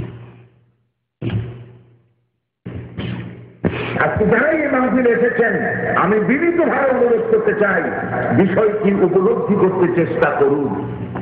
আল্লাহ পাক পৃথিবীতে যা যা দিয়েছেন, শয়তান তার উল্টা আরেকটা করেছে। আল্লাহ রাব্বুল আলামিন তিনি পৃথিবীবাসীকে দিয়েছেন খেলাফত, শয়তান করেছে মুলুকিয়ত। শয়তান তার উল্টা আরেকটা বানায়, এটা ঠিক কিনা বলে? আল্লাহ বানিয়েছেন খলিফা, খেলাফত, শয়তান বানাইছে মুলুকিয়ত, রাজতন্ত্র। রাজতন্ত্র আল্লাহর বানানো নয়। শুনলেন তো আশা করি, তাই না? বিষয় হচ্ছে খেলাফত আর মুলুকিয়াত, অর্থাৎ খেলাফত আর রাজতন্ত্র। রাজতন্ত্র সাইদি সাহেবের ভাষায় এটি জায়েজ নয়, হারাম, বরং শয়তানের দেওয়া। শয়তানের দেওয়া তখন জায়েজ হওয়ার প্রশ্নই উঠে না, ঠিক না? জায়েজের রাস্তায় নাই। আমি উত্তম অনুত্তরের প্রশ্ন যাচ্ছি না, জায়েজই নয়। এবং যারাই হাসিল করেছে রাজতান্ত্রিক পদ্ধতিতে নেতৃত্ব হাসিল করেছে, তারা শয়তানের দান পেয়েছে, তার কথাই। এখন শুনুন, আল্লাহ পাক রব্বুল আলামিন ইব্রাহিম আলাইহিস সালাম এবং তার বংশধর সম্পর্কে কি বলছেন? সূরা নিসার আয়াত নম্বর 54। আল্লাহ বলছেন, আম ইয়াহসুদুনা আন-নাসা আলা মা আতাহুমুল্লাহু মিন ফাদলিহি। তারা কি মানুষের হিংসা করে থাকে ওই সব নিয়ামতের ওপর যা আল্লাহ তাদেরকে তার অনুগ্রহ পূর্বক দান করেছেন? হিংসা করে থাকে মানুষ, যাকে দান করে আল্লাহ, অন্যরা তখন কি করে? হিংসা করে যে এদের পতন কি করে ঘটাবো, হ্যাঁ, এদের সর্বনাশ কি করে করব, এদেরকে টেনে কি করে ফেলবো, আমরা কি করে নেতৃত্বে যাব, ওরা কেন পেল আমরা কেন পেলাম না। আল্লাহ বলছে মানুষের স্বভাব হচ্ছে এটি, গণতন্ত্রের স্বভাব হচ্ছে এটি, গণতন্ত্রের স্বভাব হচ্ছে এটি। যতই সৎ লোক আসুক, ওকে নামিয়ে ফেলার জন্য, পতন ঘটানোর জন্য, ডাউন করার জন্য মিথ্যার শেষ নেই। গণতন্ত্রের রাজনীতি মানেই মিথ্যা আর মিথ্যা। আর এসব আপনারা মহফিলে অনুষ্ঠানে হাজির হয়েছেন, রাজনৈতিক বক্তব্য শুনেছেন, আর জানেন যে কি মিথ্যাচারিতা তারা করে। ফাকাদ আতাইনা আলা ইব্রাহিম, তারপর আল্লাহ বলছেন যে নিঃসন্দেহে আমি ইব্রাহিম আলাইহিস সালামের বংশধরকে দান করেছি আল কিতাব, কিতাব দান করেছি, ওয়াল হিকমাতা, এবং হিকমত দান করেছি, দ্বীনের জ্ঞান দান করেছি, ওয়া আতাইনাহুম মুলকান আযীমা, এবং তাদেরকে বিশাল রাজত্ব দান করেছি। আল্লাহ কি বললেন? মুলকান বললেন না খেলাফাতান, কি বলেছেন? এটি দেখাবার বিষয়। আল্লাহ বলছেন মুলকান আযীমা, তাহলে শয়তানের দেওয়া না আল্লাহর দেওয়া? দেখেন, সাইদি সাহেবের যদি আয়াত সম্পর্কে জ্ঞান থাকতো তো এত বড় কথা বলতেন না, এত বড় অপরাধের কথা বলতেন। আল্লাহ কি বলছেন? ওয়া আতাইনাহুম, আমি আল্লাহ দিয়েছি মুলকান আযীমা, বিশাল রাজত্ব। মুলকান মানে কি? রাজত্ব। তিনি তো বললেন খেলাফত আর মুলুকিয়াত হয়, মুলুকিয়াত উর্দু ভাষায় তিনি বললেন, আল্লাহ কোরআনে আরবিতে বলেছেন মুলকান আযীমা। শুধু মুলক তিনি, বিশাল রাজত্ব আমি আল্লাহ দান করেছি। আর সাইদি সাহেব বলছেন যে শয়তান দিয়েছে মুলুকিয়াত, রাজতন্ত্র। দেখলেন? আরেকটি আয়াত শুনে, সূরা বাকারা আয়াত নম্বর 247, ওয়াকালা লাহুম নাবিয়ুহুম ইন্নাল্লাহা কাদ বা'আসা লাকুম তালুতা মালিকা। তালুত আর জালুতের ঘটনা সূরা বাকারায় রয়েছে। তালুত আর জালুতের ঘটনা। জালুত জালেম কাফের রাজা ছিল, আর তালুতকে আল্লাহ রাজা করে, বাদশা করে পাঠালেন, রাজা করে পাঠালেন। আল্লাহ কি বলছে? ওয়াকালা লাহুম নাবিয়ুহুম, তাদের নবী, ওই জাতির নবী, নবীর কাছে তারা দাবি করেছিল, ইবআস লানা মালিকান নুকাতিল ফি সাবিলিল্লাহ, হে নবী আপনি আমাদের জন্য একজন রাজার ব্যবস্থা করে। মালিকান, তারা রাজা চেয়েছিলেন, বাদশা চেয়েছিলেন। ইবআস লানা মালিকান, একজন বাদশা দেন, নুকাতিল ফি সাবিলিল্লাহ, বাদশার নেতৃত্বে, সেই রাজার নেতৃত্বে আমরা আল্লাহর রাস্তায় জিহাদ করব, লড়াই করব কাফেরের বিরুদ্ধে, কাফের বাদশা ওই জালুতের বিরুদ্ধে। তখন নবী আল্লাহর কাছে দোয়া করলেন, আল্লাহ পাক কবুল করলেন। আল্লাহ বলছেন, আল্লাহ পাক রব্বুল আলামিন নবীকে জানিয়ে দেন, নবী তখন বলছেন ইন্নাল ওয়াকালা লাহুম নাবিয়ুহুম, সেই জাতিকে তাদের নবী বললেন ইন্নাল্লাহা কাদ বা'আসা লাকুম তালুতা মালিকা, নিশ্চয় আল্লাহ পাক রব্বুল আলামিন তোমাদের জন্য তালুতকে রাজা করে পাঠালেন, মালিক করে। কি করলেন? যদি খেলাফত শুধু আল্লাহর দান হইতো, মুলুকিয়াত আল্লাহর দান না হইতো, তাহলে আল্লাহ বলছে ইন্নাল্লাহা কাদ বা'আসা লাকুম তালুতা খলিফাতান। আল্লাহ কেন বললেন না? মালিকান কেন বললেন? মুলুকিয়াত কেন বললেন? বুঝতে পারছেন? স্পষ্ট না অস্পষ্ট? তালুত তাহলে কি ছিলেন? বাদশাহ ছিলেন। আর দান করলেন কে? আল্লাহ। আল্লাহ বাদশাহ করে পাঠালেন। তখন জাতির লোকেরা বলছে কালু আন্না ইয়াকুনু লাহুল মুলকু আলাইনা, আরে আমরা অনেকে শক্তিশালী, অনেকে বিচক্ষণ, অনেকে বুদ্ধি রাখি, ক্ষমতা রাখি, ধন সম্পদ রাখি, তাহলে আমাদেরকে রাজা বাদশাহ বানানো হতো, তাকে কেন বাদশাহ বানানো হলো? এটা কেমন কথা? আন্না ইয়াকুনু লাহুল মুলকু আলাইনা, আমাদের ওপর তাকে কেন রাজত্ব দেওয়া হইলো? যে মানুষের স্বভাব হচ্ছে হিংসা করা, মানুষের স্বভাব হচ্ছে হিংসা করা। ওয়া নাহনু আহাক্কু বিল মুলকি মিনহু, অথচ আমরা বেশি অধিকারী রাজত্বের। ওয়ালাম ইউতা সাআতাম মিনাল মাল, সেই যুগের লোকেরা আজকালকার যুগের মতোই তারা ভেবেছিল যে গরিব মানুষ, তালুত ছিলেন গরিব মানুষ, আরে গরিব দরিদ্র মানুষ, সাধারণ শ্রেণীর মানুষ, সে কি করে নেতৃত্ব পেতে পারে? সে কেন বাদশাহ হবে? আমরা পয়সাওয়ালা পুঁজিপতি, আমরা বাদশাহ হবো। ওয়ালাম ইউতা সাআতাম মিনাল মাল, তাকে তো ধন সম্পদের প্রশস্ততা দেওয়া হয়নি, এত বেশি ধন সম্পদ দেওয়া হয়নি আমাদের মতো, তাহলে কি করে তিনি বাদশাহ হলেন? কাল তখন নবী বললেন ইন্নাল্লাহ ইসতাফাহু আলাইকুম, আল্লাহ তোমাদের মাঝে তাকে মনোনীত করেছেন। ওয়া যাদাহু বাসতাতান ফিল ইলমি ওয়াল জিসমি, এবং আল্লাহ পাক তাকে অধিক জ্ঞানও দান করেছেন এবং দৈহিক ক্ষমতা, শক্তিও দান করেছেন। রাজত্বের জন্য দৈহিক ক্ষমতা, বীরত্ব, সাহস লাগে, আর লাগে বিদ্যা, বুদ্ধি, কৌশল লাগে, ইলম লাগে, তা আল্লাহ দান করেছেন। ধনের প্রয়োজন নেই, ইলম লাগে, ইলম দিয়েছেন আল্লাহ পাক রব্বুল আলামিন, আর জিসম দিয়েছেন, দেহ দিয়েছেন, সাহস দিয়েছেন। ওয়াল্লাহু ইউতি মুলকাহু মান ইয়াশা, আল্লাহ বলছেন আল্লাহ পাক রব্বুল আলামিন তার রাজত্ব দিয়ে থাকেন মান ইয়াশা, যাকে আল্লাহ চান। আল্লাহ কি বললেন এখানে? ওয়াল্লাহু ইউতি মুলকাহু, রাজতন্ত্রের কথা আল্লাহ বললেন এখানে। আল্লাহ ইউতি খেলাফতাহু বলেননি। বলেছেন কি? যদি শুধু ইসলামে খেলাফতি থাকতো তাহলে আল্লাহ পাক বলতেন আল্লাহ ইউতি খেলাফতাহু। শয়তানের দেওয়া বস্তুর কথা আল্লাহ কেন কোরআনে উল্লেখ করবেন? ওয়াল্লাহু ইউতি মুলকাহু মান ইয়াশা, আল্লাহ যাকে চান রাজত্ব দিয়ে থাকেন। ওয়াল্লাহু ওয়াসিউন আলিম। খেলাফত সম্পর্কে শুনুন, খেলাফত সম্পর্কে হাদিসটা শুনিয়ে দিচ্ছি। সাফিনা রাদিয়াল্লাহু তাআলা আনহু সাহাবী বলছেন কালা রাসূলুল্লাহ সাল্লাল্লাহু আলাইহি ওয়াসাল্লাম আল খিলাফাতু ফি উম্মতি 30 সানা, আমার উম্মতে খেলাফত থাকবে মাত্র 30 বছর। এমন খেলাফত, যে খেলাফতের নাম হচ্ছে খেলাফতে রাশিদা। মনে রাখুন, খেলাফতে রাশিদার অর্থ হচ্ছে যে নবী সাল্লাল্লাহু আলাইহি সাল্লামের আদর্শ মোতাবেক পুরোপুরি দেশ পরিচালনা করা। এটি মাত্র 30 বছর ছিল রাসূলুল্লাহ সাল্লাল্লাহু আলাইহি সাল্লামের ইন্তেকালের পরে। পুরোপুরি সুন্নতের অনুসরণ করে, সার্বিক ক্ষেত্রে স্বজন প্রীতি না করে, যার যে হক, যার যে যোগ্যতা, ওই রকম হক দিয়ে যে খেলাফত চলেছে এবং ন্যায় বিচার হয়েছে। শাসকদেরকে গিয়ে, খলিফাকে গিয়ে সরাসরি একজন মহিলাও গিয়ে বলতে পেরেছে, সাধারণ মহিলা গিয়ে বলছে যে আপনি এটা ভুল করলেন। ভুল মেনে নিচ্ছেন আবু বকর সিদ্দিক রাদিয়াল্লাহু তাআলা, ওমর রাদিয়াল্লাহু তাআলা। আবু বকর সিদ্দিক রাদিয়াল্লাহু তাআলা একবার দাদির ওরাসাত সম্পর্কে, হক সম্পর্কে, মানে ধন সম্পদে ভাগ, নাতির ধন সম্পদে দাদির হক আছে কিনা, নানির হক আছে কিনা, এসেছে জিজ্ঞাসা করার জন্য। আবু বকর সিদ্দিক রাদিয়াল্লাহু তাআলা আনহুর মাসলা জানার জন্য তিনি বললেন যে মা জাদালাকা ফি কিতাবিল্লাহ শাই, কোরআনে তোমার কোনো ভাগ বন্টন নেই, তুমি পাবে না। মহিলা কাঁদতে কাঁদতে বেরিয়ে যাচ্ছে দরবার থেকে, মসজিদে নববী থেকে। মসজিদে নববী ছিল দরবার, আবু বকর সিদ্দিক রাদিয়াল্লাহু তাআলা আনহু বেরিয়ে যাচ্ছেন কাঁদতে কাঁদতে। এক সাহাবী বলছেন কি ব্যাপার মহিলা, কেন কান্না করো? আর বলিও না, আমার নাতি মারা গেছে, তার অনেক ধন সম্পদ আছে, আমি নাকি কিছুই পাবো না। কে বলেন? বলছে খলিফা এটি ফয়সালা করলেন। বলে আমি সাক্ষী দিচ্ছি, আমি জানি রাসূলুল্লাহ সাল্লাল্লাহু আলাইহি ওয়াসাল্লাম দাদিকে, নানিকে সুযোগ দিয়েছেন, 1/6 দিয়েছেন, 1/6 দিয়েছেন, আমি সাক্ষী দিচ্ছি। যেমনই হাদিস শোনানো হইল আবু বকর সিদ্দিক রাদিয়াল্লাহু তাআলা আনহুকে, তিনি বললেন যে আবু বকর ভুল করেছে, মহিলার হক রয়েছে দিচ্ছি। এ হচ্ছে খেলাফতে রাশিদার লক্ষণ। উমর ফারুক রাদিয়াল্লাহু তাআলা একবার সিদ্ধান্ত নিলেন যে লোকেরা এত বেশি মোহরানা নেই, মেয়ের বিয়ে দিতে গিয়ে, বোনের বিয়ে দিতে অনেক যুবকরা বিয়ে করতে পারে না। যেমন আজকাল সৌদি আরবে লাখ লাখ টাকা লাগে বিয়ে করতে, 30-40 বছর বয়স হয়ে যাচ্ছে, বেচারা মিসকিন বিয়ে করতে পারে না।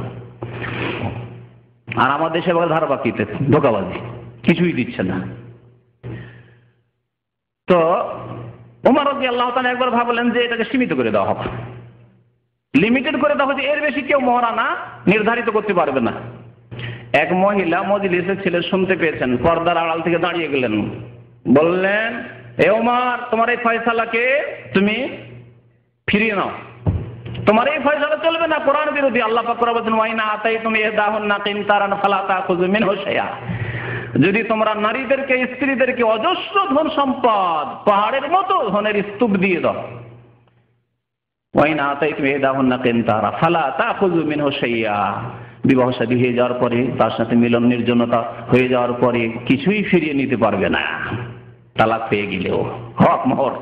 তাহলে আল্লাহ বলছেন কিনতার অজস্র ধন সম্পদ কোটি কোটি টাকাও যদি দিয়ে দাও, তাহলে তুমি উমার কে সীমিত করার যে বলবে যে না 10,000 20,000 30,000 বেশি মোহর বাঁধা যাবে না, এটা করার তোমার অধিকার নেই। উমার বললেন যে উমার হেরে গেছে, এই মহিলা জিতেছে। এটি হচ্ছে খেলাফতে রাশেদার লক্ষণ।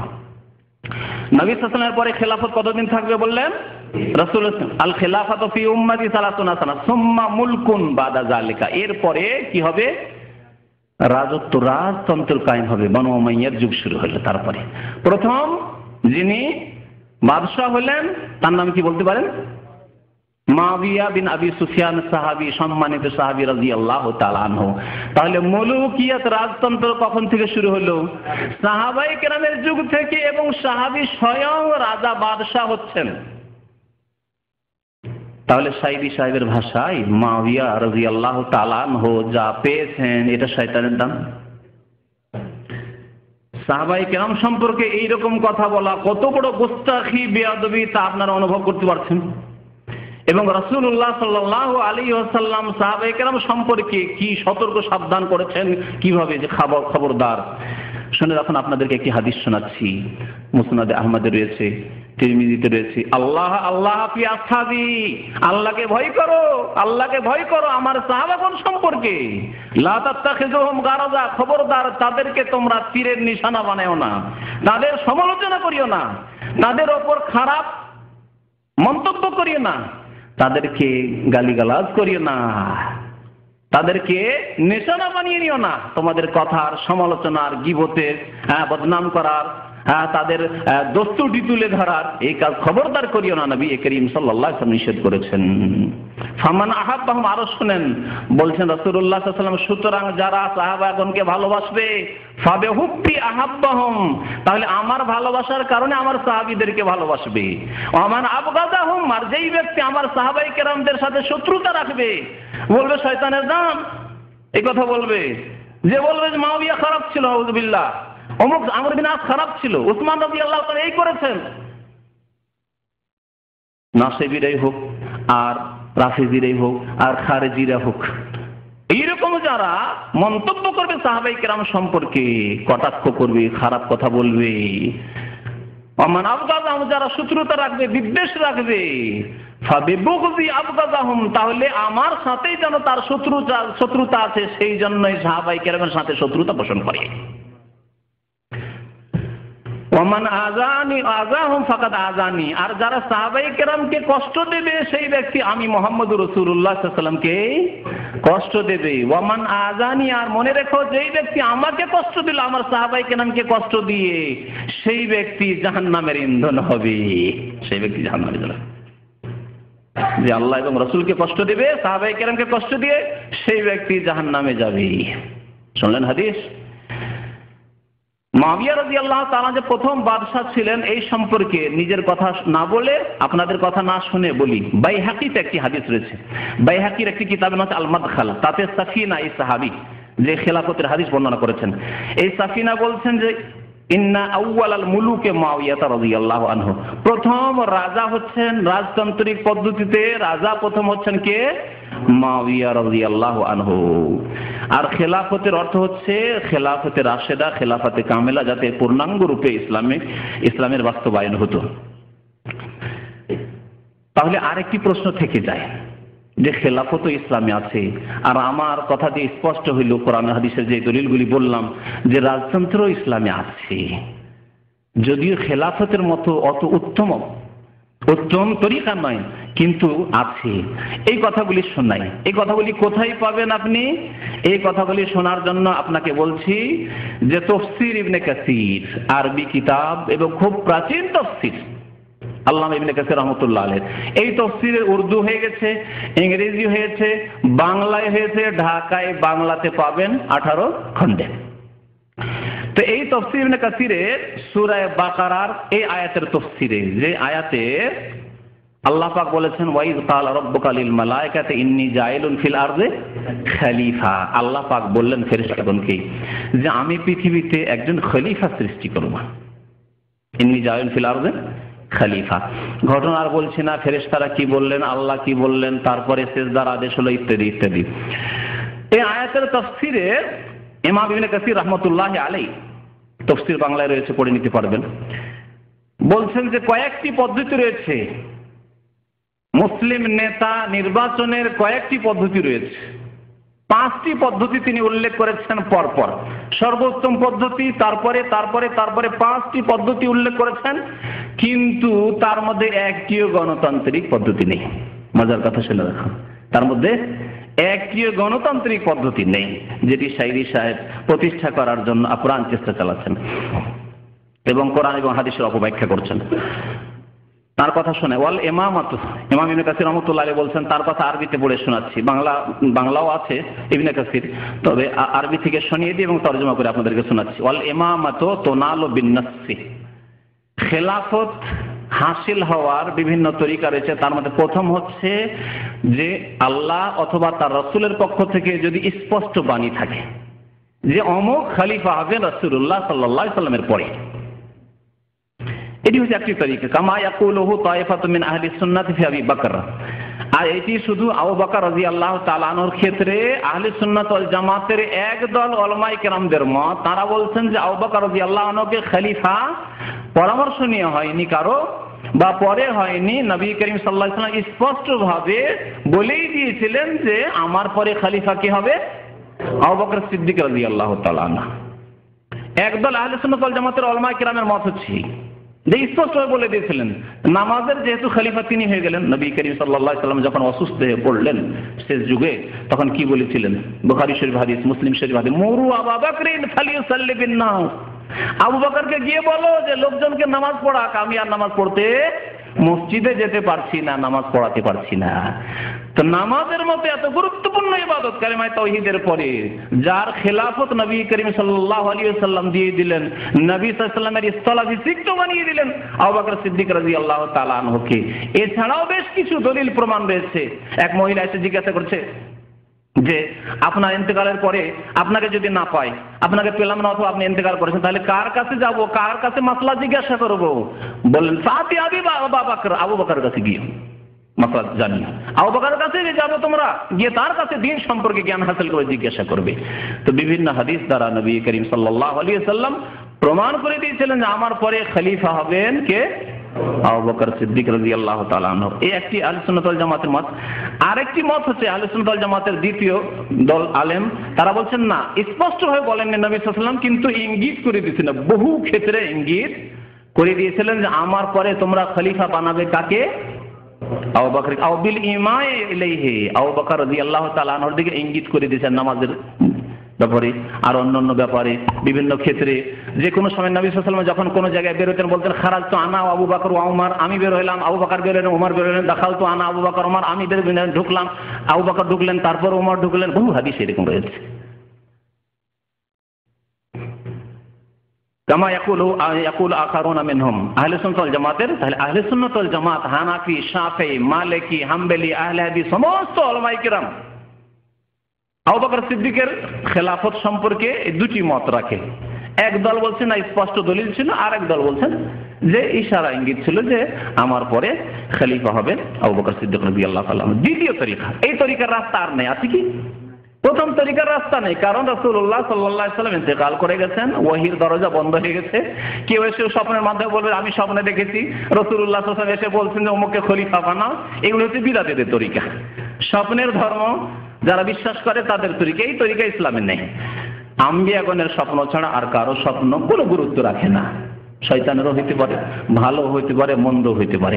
সুতরাং এই রাস্তা বন্ধ হয়ে গেছে। দ্বিতীয় রাস্তা হচ্ছে আউবিস্তিখলাফিল খলিফাতে আখার বাদাহু কামা ফাআলা সিদ্দিক বে ওমর ইবনে খাত্তাব, অথবা আগের যে খলিফা রয়েছেন যিনি বিদায় নিতে যাচ্ছেন, অসুস্থ হয়ে পড়েছেন, আর কাজকর্ম চালাতে পারছেন না, তিনি একজন যোগ্য ব্যক্তি দেখলেন আর তাকে খলিফা বানিয়ে দিলেন যে আমার পরে অমুক খলিফা হবে, আর কারো অভিযোগ করার কিছু থাকবে না। এটি হচ্ছে ইসলামিক তরিকা, এটি হচ্ছে ইসলামিক তরিকা।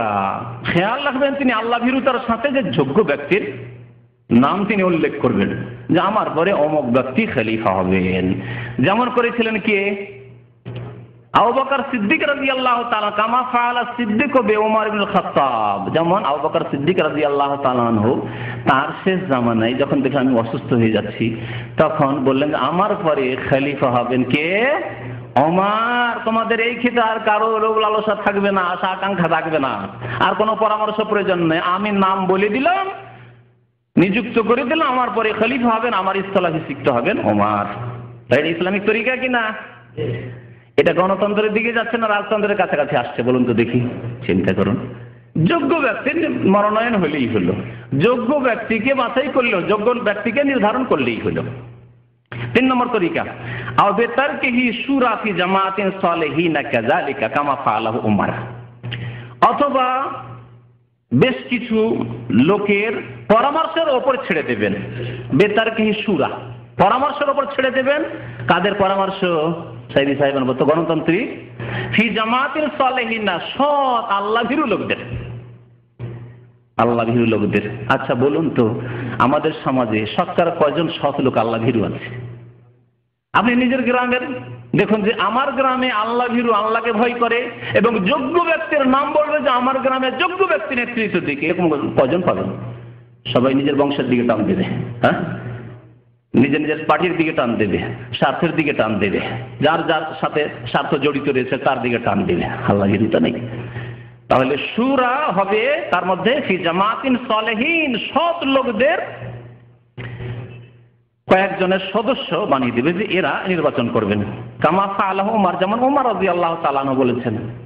ওমর রাদিয়াল্লাহু তাআলা আনহু কি করলেন? তার শেষ জামানে বললেন যে আমার পরে খলিফা নির্বাচন করার জন্য আমি 6 জনের নাম নিযুক্ত করলাম। এই 6 জনের মধ্যে কোনো একজন কি হবে? খলিফা হবে। 6 জনের মধ্যে কোনো একজন হবে। 6 জন তোমরা পরামর্শ করে নাও।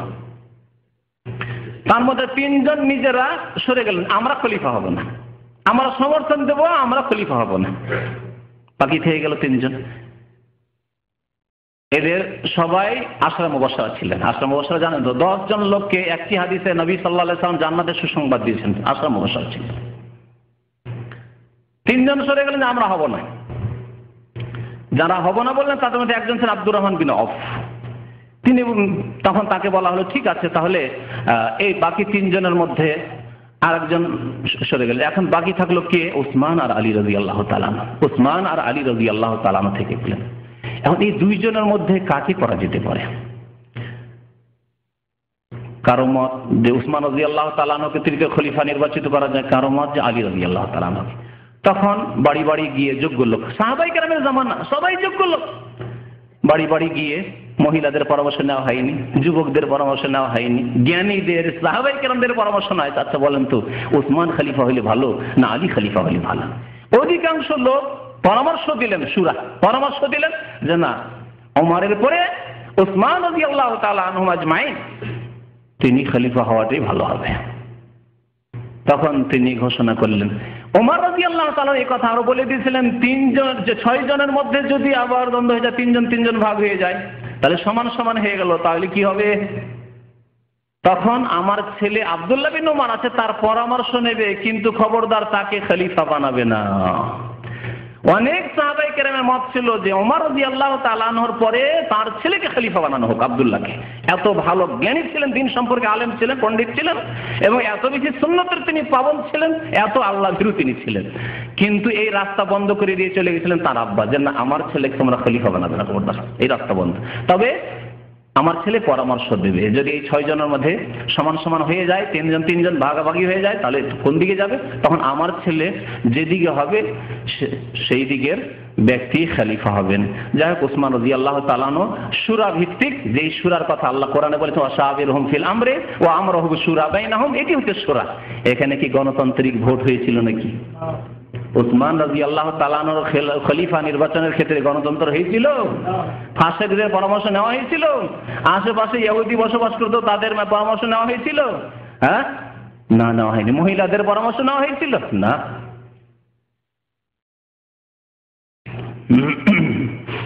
4 নম্বর খলিফা নির্বাচনের তরিকা, আও বিজতিমাই আহলিল হাল্লি ওয়াল আকদি আলা মুবায়াতিহি আও মুবায়াতি আহাদিন মিনহুম লাহু ফায়াজিবু ইলতিজামুহা ইনদাল জুমহুর ওয়া হুকিয়া আলা যালিক ওয়া হাকা আলা যালিক ইমামুল হারমাইন আল ইজমা ওয়াল্লাহু আ'লাম। বলছেন যে চতুর্থ পদ্ধতি হচ্ছে খলিফা নির্বাচনের বা দেশের শাসক নির্বাচনের যে যোগ্য ব্যক্তি, আহলুল হাল্লে ওয়াল আকদ, অর্থাৎ দেশের যোগ্য ব্যক্তি যারা জ্ঞানী, ওলামা সমাজ, বিচক্ষণ ব্যক্তি, যারা দেশ শাসন করার জন্য কিরকম লোকের প্রয়োজন রয়েছে, দিন সম্পর্কে জ্ঞানী হওয়ার সাথে সাথে যেমন দেখতে হবে যে দুনিয়া সম্পর্কে বেশ কিছু জ্ঞান যেন থাকে, যাতে করে সে দেশটাকে চালাতে পারে যুগোপযোগী।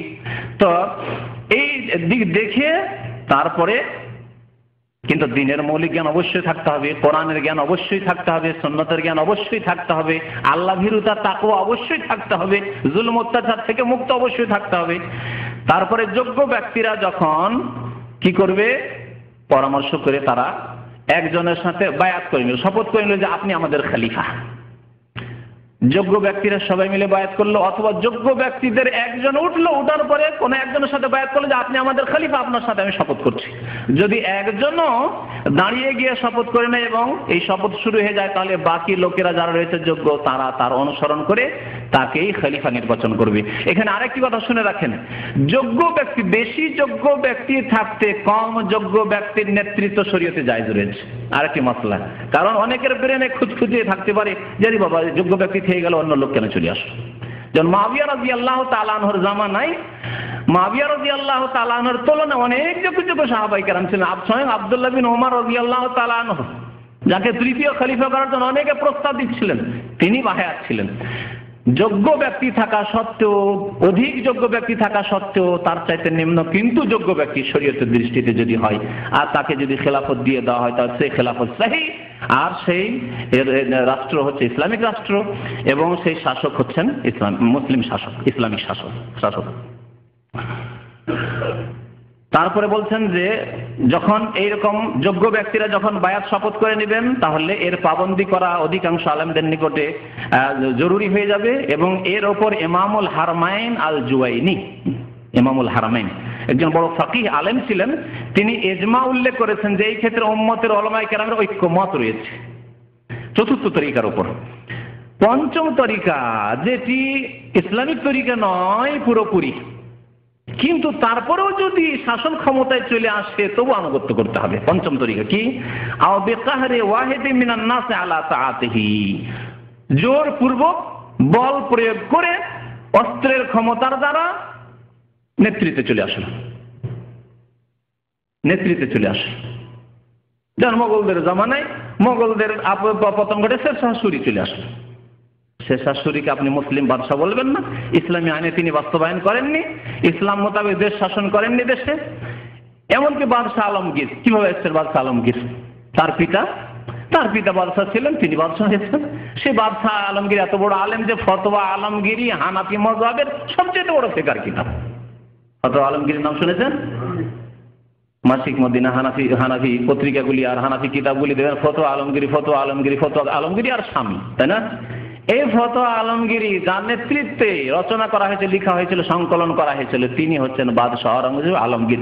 তিনিও রাজতান্ত্রিক ভিত্তিক রাজা হয়ে দীর্ঘদিন অখণ্ড ভারতের শাসন করেছেন, বর্মা থেকে শুরু করে আফগানিস্তান পর্যন্ত। তো 5 নম্বর কি হলো, যে কোনো ব্যক্তি বল প্রয়োগ করে অস্ত্রের দ্বারা, ক্ষমতার দ্বারা নেতৃত্বে চলে আসে, বলছে আমি দেশের মালিক। সামরিক শাসন যেমন মনে করেন, সামরিক শাসন বল প্রয়োগ করে নেতৃত্বে চলে আসলো। বলছেন যে তার আনুগত্য করা ফরজ। বল প্রয়োগ করে এসছে, তার আনুগত্য করা ফরজ হয়ে যাবে। কারণ যদি আনুগত্য না করেন, তার হাতে ক্ষমতা রয়েছে, প্রশাসন তার হাতে, অস্ত্র তার কাছে রয়েছে, তাহলে দেশবাসীকে খুন করবে পাইকারি হারে, গণহত্যা শুরু করবে, যে বিরোধিতা করবে তাকে হত্যা করবে। এতে আরো অশান্তি সৃষ্টি হবে। যেমন অশান্তি দেখতে পাচ্ছেন যে দেশগুলিতে যুদ্ধের অবস্থা রয়েছে, আজকে ইরাকে, আজকে ফিলিস্তিন, আফগানিস্তানে কি অবস্থা, গৃহযুদ্ধ, আপোষের লড়াই, কে কাকে মারছে কোনো খোঁজ খবর নাই, কোনো নিরাপত্তা নাই, কোনো শান্তি নেই, এইরকম অবস্থা শুরু হয়। সুতরাং এইরকম জালেম শাসক যদি বল প্রয়োগ করেও নেতৃত্বে চলে আসে মুসলিমদের, তার আনুগত্য করা ফরজ হবে।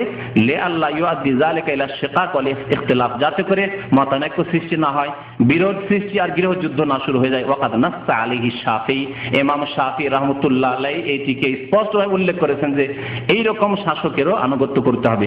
তাফসীর ইবনে কাসির প্রথম খণ্ড 221 পৃষ্ঠা। 5টি তরিকার মধ্যে গণতন্ত্র পেলেন, তাহলে গণতন্ত্র নেই। গণতন্ত্র জন্ম দিয়েছে ইহুদিরা, খ্রিস্টান দেশে জন্ম নিয়েছে, আর সেখান থেকে মুসলিম দেশে হাইরে মুসলিমরা নিজের দুর্বলতার কারণে নিজের দেশে নিয়ে এসেছে। তোমার উল্টা, এটা কার উল্টা? আমরা কিন্তু যত লোক এই মাহফিলে উপস্থিত হয় সমস্ত লোককে আমাদেরকে ভোট দেয়, বলে সবগুলি লোক যদি ভোট দিত তাহলে চট্টগ্রামের কি দুরবস্থা হইত? এই দুরবস্থা হতো। আল্লাহর বিধান বাংলাদেশে প্রতিষ্ঠা করার জন্য এভাবে করে এখন আর ওহদ বদর নাই, ওহদ বদর তরবারি দেওয়া হয়েছে। এখন ওহদ বদরের যুদ্ধ ব্যালটের মাধ্যমে হবে, আর সেই ব্যালট দেবে কোরআনের পক্ষে। কিসের পক্ষে?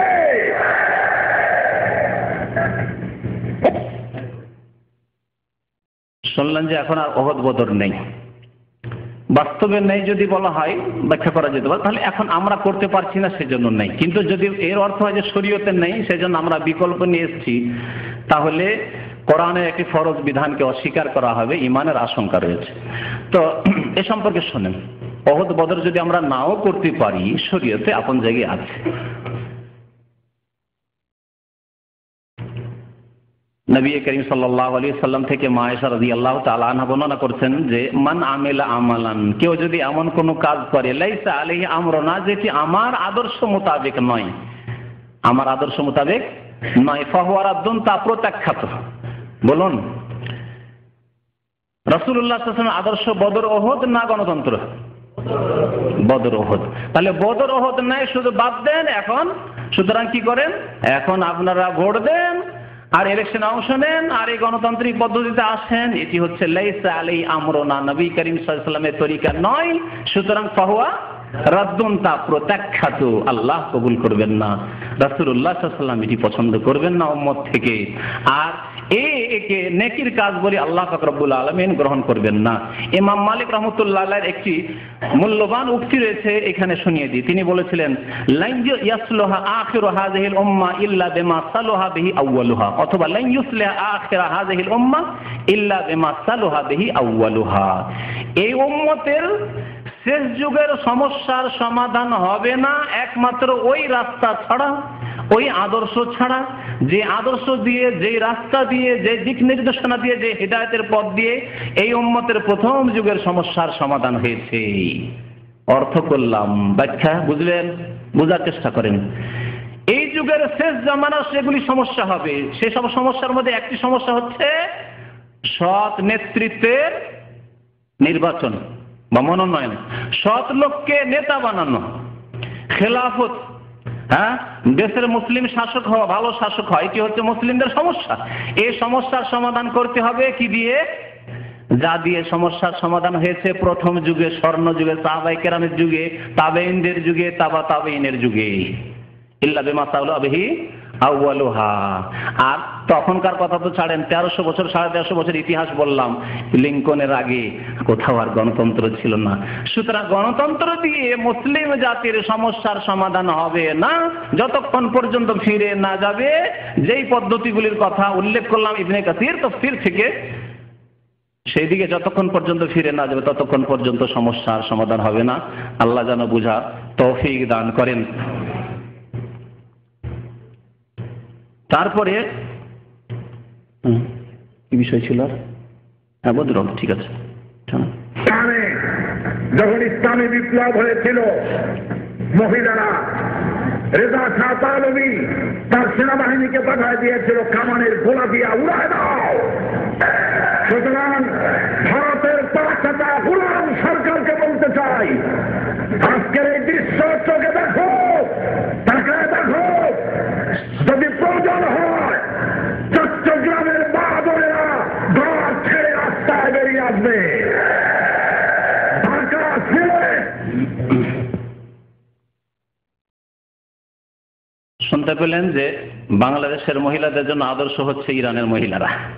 ইরানের মহিলা রেজা শাহ পাহলভি রাজার বিরুদ্ধে রাস্তাঘাটে বেরিয়ে এসেছিল। সুতরাং সাইদি সাহেবের নিকট আদর্শ দেশ হচ্ছে ইরান, আর খোমেনির যে বিপ্লব, রাফেজি শিয়া বিপ্লব। আর সেই জন্য তিনি বলছেন যে বাংলাদেশের মহিলারা, চিটাগাংয়ের মহিলারা ওইভাবে বেরিয়ে পড়ুক রাস্তায় যেইভাবে ইরানের মহিলারা বেরিয়ে পড়েছিল। এটি ইসলাম? ইসলাম শোনেন আল্লাহ পাক কোরআনে কি বলছেন মহিলাদেরকে, সূরা আহজাব আয়াত নম্বর 33। আল্লাহ বলছেন ওয়াকারনা ফি বুয়ুতিকুন্না, হে নারীরা তোমরা তোমাদের নিজ নিজ বাড়িতে অবস্থান করো। আল্লাহ তো বলছেন যে মহিলারা তোমরা বাড়িতে অবস্থান করো, তোমাদের কাজকর্ম হচ্ছে বাড়ির মধ্যে নিজের কাজ, স্বামীর কাজ, ছেলে মেয়েদের সেবা, বাড়ির যত্ন করা, খাবার দাবার তৈরি করা, আর বাড়ির ভিতরে থেকে পর্দার মধ্যে থেকে যতটুকু বাকি কাজ, শিক্ষা দীক্ষার কাজ করা যেতে পারে সেগুলি কাজ। রাস্তাঘাটে তোমাদের কাজ নেই, মিছিল করা তোমাদের কাজ নয়। আল্লাহ বলছেন ওয়াকারনা ফি বুয়ুতিকুন্না, এটি হচ্ছে ইসলামিক আদর্শ। আর সাইদি সাহেবের আদর্শ হচ্ছে ইরানি আদর্শ। রেজা শাহর বিরুদ্ধে মহিলারা বেরিয়ে গেছে, সুতরাং আপনারাও বেরিয়ে যান মা বোনেরা চিটাগাংয়ের। আরো মজার কথা বলছি, একটু পরে আসবে। সাইদি সাহেব এখানে বলছেন মহিলাদেরকে রাস্তাঘাটে বেরিয়ে যেতে কি করার জন্য? লড়াই করার জন্য, মিছিল করার জন্য, বিক্ষোভ প্রকাশ করার জন্য, তাই না? এগুলি তো ভাষা তাদের, এইসব করার জন্য। কিন্তু আল্লাহর ইবাদতের জন্য নামাজের মাসলা তাকে যখন ফতোয়া জিজ্ঞাসা করা হচ্ছে, একটু পরে আসবে, এখনই বলে দিচ্ছি যে আচ্ছা মহিলারা আজকাল সৌদি আরবে মসজিদে নামাজ পড়ার ব্যবস্থা আছে মহিলাদের, আমাদের এখানে কেন মহিলাদের নামাজ পড়ার ব্যবস্থা হচ্ছে না, আমরা কেন নামাজ পড়বো না? তখন তিনি বলছেন আজকাল ফিতনার যুগ, আর আজকাল লম্পট লোকেরা, যুবক লোকেরা সব লম্পট বেশিরভাগ, সুতরাং আজকাল মহিলাদের মসজিদে নামাজ পড়তে যাওয়া যাবে না। মসজিদে নামাজ পড়তে গেলে সব লম্পট চলে আসে। আর চিটাগাংয়ের মহিলারা, বাংলাদেশের মহিলা রাস্তাঘাটে বেরিয়ে যখন বিক্ষোভ মিছিল করবে তখন সব আল্লাহওয়ালা সৎ লোকেরা থাকে হতে। বুঝতে পারছেন? এর নাম ইসলাম। আর একটি কথা তিনি বলেছেন, বাংলাদেশের যে ক্ষমতায় যে দল ছিল সেই দল সম্পর্কে, অর্থাৎ আওয়ামী লীগ সম্পর্কে বলেছেন, নাম যদিও বলেনি কিন্তু উদ্দেশ্য তার ভারতের পাঁচাটা গোলাম বলেছেন। এটা ইসলামিক আদর্শ নয়। আল্লাহ পাক রব্বুল আলামিন এইরকম মুসলিমকে গালি দেওয়া তো দূরের কথা, কাফেরকেও গালি দিতে, কাফেরদের দেবী দেবতাও গালি দিতে নিষেধ করেছেন। আয়াত শুনে আপনাদেরকে আল্লাহ পাক বলেছে ওয়ালা তাসুব্বুল্লাযিনা ইয়াদউনা মিন দুনিল্লাহ, তোমরা গালি দিও না ওইসব লোকদেরকে বা ওইসব দেবী দেবতাদেরকে যারা আল্লাহ ছাড়া অন্যকে ডাকে। তাহলে আল্লাহ পাক রব্বুল আলামিন হিন্দুকে গালি দিতে নিষেধ করেছেন, ইহুদি নাসারাকে গালি দিতে নিষেধ করেছেন, জি মুশরিককে গালি দিতে নিষেধ করেছেন, মুশরিকদের দেবী দেবতাকে গালি দিতে নিষেধ করেছেন। ফায়াসুবুল্লাহ, কারণ ক্ষতি হবে তোমাদের। ফায়াসুবুল্লাহ, তারা প্রতিক্রিয়ামূলক তখন আল্লাহকে গালি দেবে আদওয়ান, শত্রুতা বশত, বেগাইরে ইলমিন, এবং অজ্ঞতা বশত। সুতরাং খবরদার এই কাজ করিও না। এই গালে ভারতের পাঁচাটা গোলাম বলাই উপকার হবে না অপকার বেশি হবে বলুন? অপকার হবে। এতে হবে কি, উস্কানি দেওয়া হবে ভারতকে, একটি বড় দেশকে। এই উস্কানির কারণেই দেখা যাচ্ছে যে পদ্মার পানি তারা আওয়ামী লীগের যুগে তো ছাড়ে, কিন্তু যখন অন্যরা আসে তখন আর ছাড়তে চায় না, এই উস্কানির কারণে। তো লাভ হলো না লসই হইল। তারপরে শুনে রাখুন আর একটি কথা, যে যেই দলটিকে গালি দিচ্ছেন ভারতের পাঁচটা গোলাম বলে, তারা তখন আপনার চাইতে বেশি মিথ্যা বলতে পারে। সুতরাং কি বলবে তারা? তখন আপনাদেরকে বলবে পাকিস্তানের পাঁচটা গোলাম, রাজাকার, কি বলে আরো ঘাতক, কি বলে ঘাতক দালাল। আল বদর নামটা তো ভালো, আরো ঘাতক, গাদ্দার, এরা হচ্ছে মির্জাফর, হ্যাঁ বলে না? তাহলে আপনাদেরকে কি ছেড়ে দেবে? আপনাদের অনেকেই, বড় অধিকাংশই হয়তো ভালো মানুষ আছেন যে যারা এসব ঘাতকতা করেননি, এসব আপনারা দেশের অকল্যাণ চাননি, মঙ্গলই চেয়েছিলেন হয়তো ৭১, কিন্তু আপনাদেরকে সবকে, ওরা যাদেরকে আপনি পাঁচাটা গোলাম বলছেন, তারা তখন আপনাকে কি করে দেশদ্রোহী বানিয়ে দিয়ে আপনাকে পাকিস্তানের দালাল বানিয়ে দিচ্ছে। দেখলেন আল্লাহ পাক যে বলেছেন খবরদার, যারা আল্লাহ ছাড়া অন্যকে ডাকে, যারা গুনাহগার পাপিষ্ঠ, তাদেরকে গালি দিলে তারা আল্লাহকে গালি দিবে, তোমাদেরকেও গালি, তোমাদের ক্ষতি করবে। তাই হচ্ছে না?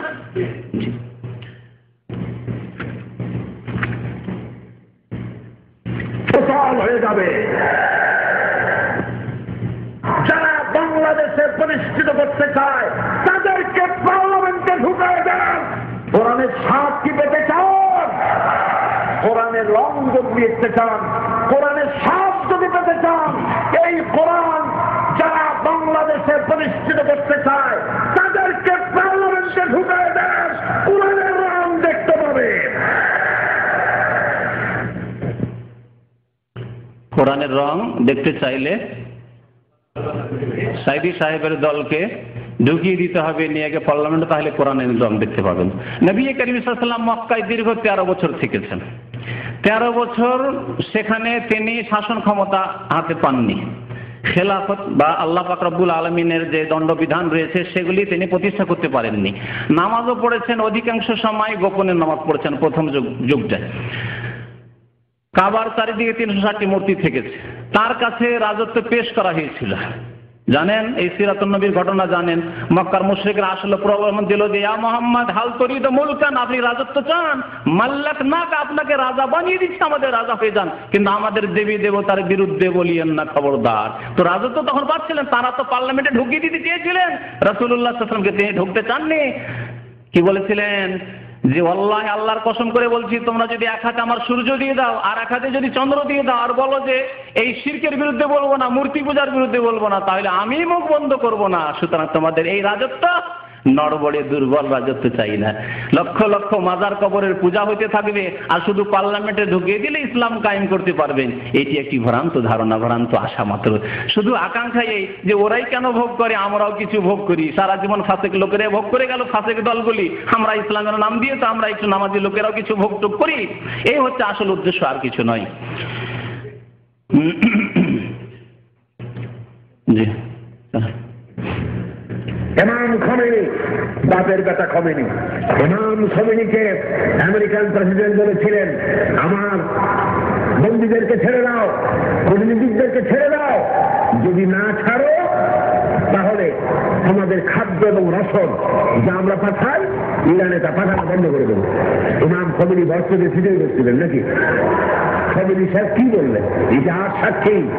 খোমেনি সাহেব বললেন, আমেরিকার প্রেসিডেন্ট সাহেব, তুমি খাবার দেবা না, এই কথা কইয়া ভয় দেখাও কারে? কোরআন দিয়ে রাখতে। শুনলেন ইমাম খোমেনি, শুনলেন? নকলে কুফর, কুফর না বাসাদ, ফার্সিতে আছে কুফরি কথা নকল করা কুফরি নয়। তাহলে আমার জবানে কোনোদিন ইমাম শব্দ এই রকমের বড় মুশরিকের জন্য আসতে পারে না কোনোদিন। একজন মুসলিমের জবানে আসতে পারে না যেই ব্যক্তি খোঁজ খবর রাখে। এই খোমেনি কি বলেছে শুনেন। আল্লাহ পাক রব্বুল আলামিন উত্তম বিচার করেছেন, আমি বলি আর না বলি, আপনি বলেন না বলেন, আল্লাহ পাক রব্বুল আলামিনের কাছে পৌঁছে গেছে এবং তার যে হক ছিল তা হক অবশ্যই আল্লাহ পাকের আযাব থেকে পেয়ে গেছে ইনশাআল্লাহ তাআলা। শুনেন এই খোমেনির কথা কি বলেছে। খোমেনির একটি কিতাবের নাম হচ্ছে আল হুকুমাতুল ইসলামিয়া, ইসলামী গভর্নমেন্ট। এই কিতাবটি সম্পর্কে আমাদের এক কেরালার দায়ী তিনি বললেন যে কেরলের জামাত ইসলামী, ভারতের জামাত ইসলামী, পাকিস্তানের জামাত ইসলামী, বাংলাদেশের জামাত ইসলামী একই থিওরি রাখে। তারা খোমেনির এই বইটিকে অনুবাদ করল, অনুবাদ করেছে। সেই বইয়ের অনুবাদ সেই দায়ী নিজে পড়েছে, তার কাছে এখন বর্তমান বইটি নেই, যেহেতু কেরলে বইটি আছে, ছাপানো হয়েছে। সেই বইয়ে 2-3টি কথা শুধু বলবো, বেশি কথা বলবো না। কত বড় কথা সে বলেছে এবং লিখেছে এই খোমেনি। খোমেনি বলছে যে আবু বকর ওমর লানাহুমুল্লাহ ব্র্যাকেট, এবং জামাত ইসলামীরা কেরালার অনুবাদ করে ব্র্যাকেটে কেরালা ভাষা ওখানেও লিখছে লানাহুমুল্লাহ আস্তাগফিরুল্লাহ ওয়া আতুবু ইলাইহি। বলছে আবু বকর ওমর তাদের উপর আল্লাহর অভিশাপ হোক, লানত হোক। আল্লাহ বলছেন রাদিয়াল্লাহু আনহুম, আর এই জালেম ইসলামের শত্রু এরা বলছে লানাহুমুল্লাহ। আর তাদের চেলারা দুনিয়ার জন্য, পেটের জন্য কিছু সেখান থেকে দান পায়, কিছু পয়সা পায়, কিছু সহযোগিতা পায়, যার ফলে তাদের বই অনুবাদ করেছে আর তাই লিখেছে। আল্লাহু আকবার। এটি কি কত বড় কথা, কুফরি কথা নয়? যাদেরকে আল্লাহ বলছেন রাদিয়াল্লাহু আনহুম ওয়া রাদু আনহু। এর আগে আয়াত পড়েছেন ওয়াসাবিকুনা আল-আউওয়ালুনা মিনাল মুহাজিরিন ওয়াল আনসার ওয়াল্লাযিনা তাবাউহুম বিইহসানিন রাদিয়াল্লাহু আনহুম ওয়া রাদু আন। সূরা তাওবার আয়াত নম্বর 100।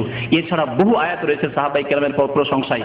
আল্লাহ পাক রব্বুল আলামিন কোরআনে কারিমে সূরা হাশরে বলেছেন ওয়াল্লাযিনা জাউ মিন বাদিহিম, যারা পরবর্তীকালে আসবে সাহাবায়ে কেরামের পরে, ইয়াকুলুন রাব্বানা ইগফির লানা ওয়া লিইখওয়ানিনা আল্লাযিনা সাবাকুনা বিল ঈমান, তারা বলে আল্লাহ আমাদেরকে মাফ করে দাও এবং আমাদের ভাইরা যারা আমাদের পূর্বে চলে গেছেন, আর সবচেয়ে শ্রেষ্ঠ ভাই আমাদের সাহাবায়ে কেরাম রাসূলুল্লাহ সাল্লাল্লাহু আলাইহি ওয়াসাল্লামের পরে, তাদেরকে আল্লাহ তুমি মাফ করে দাও। ওয়া লিইখওয়ানিনা আল্লাযিনা সাবাকুনা বিল ঈমান, ঈমানের অবস্থা আমাদের পূর্বে যারা চলে গেছেন।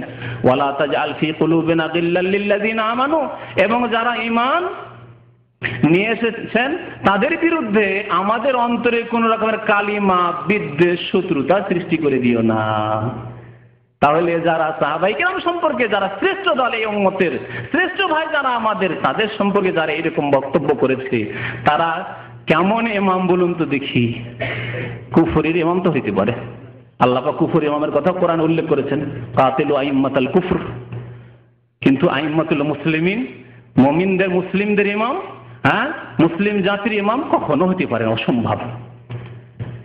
যেই ব্যক্তি কোন এইরকম ইসলামের শত্রুকে, সাহাবায়ে কেরামের শত্রুকে ইমাম বলবে, তার ঈমান যে কি হবে আল্লাহ পাকই ভালো জানে। এটাও শুনে রাখুন। কারণ ইসলাম বিনষ্টকারী বিষয় হচ্ছে যে যেই ব্যক্তি কাফেরকে কাফের না বলবে, মুসলিম বলবে, এতেই যদি ঈমান নষ্ট হওয়ার আশঙ্কা থাকে, তাহলে যদি কেউ কাফেরকে, যে মুসলিম নাই, তাকে জালিম, এত বড় জালিম কাফেরকে যদি বলে যে সে ইমাম, তাহলে তার যে কি হবে আল্লাহ জানে, তার দশা যে কি হবে আল্লাহ পাক রব্বুল আলামিন ভালো জানে। আল্লাহ পাক যেন হিদায়াত করেন ওই সব ভাইদেরকে, আর আল্লাহ পাক রব্বুল আলামিন যেন আমাদেরকে হক কথা বুঝার তৌফিক দান করেন। একটি কথা বললাম, আর একটি শুনেন।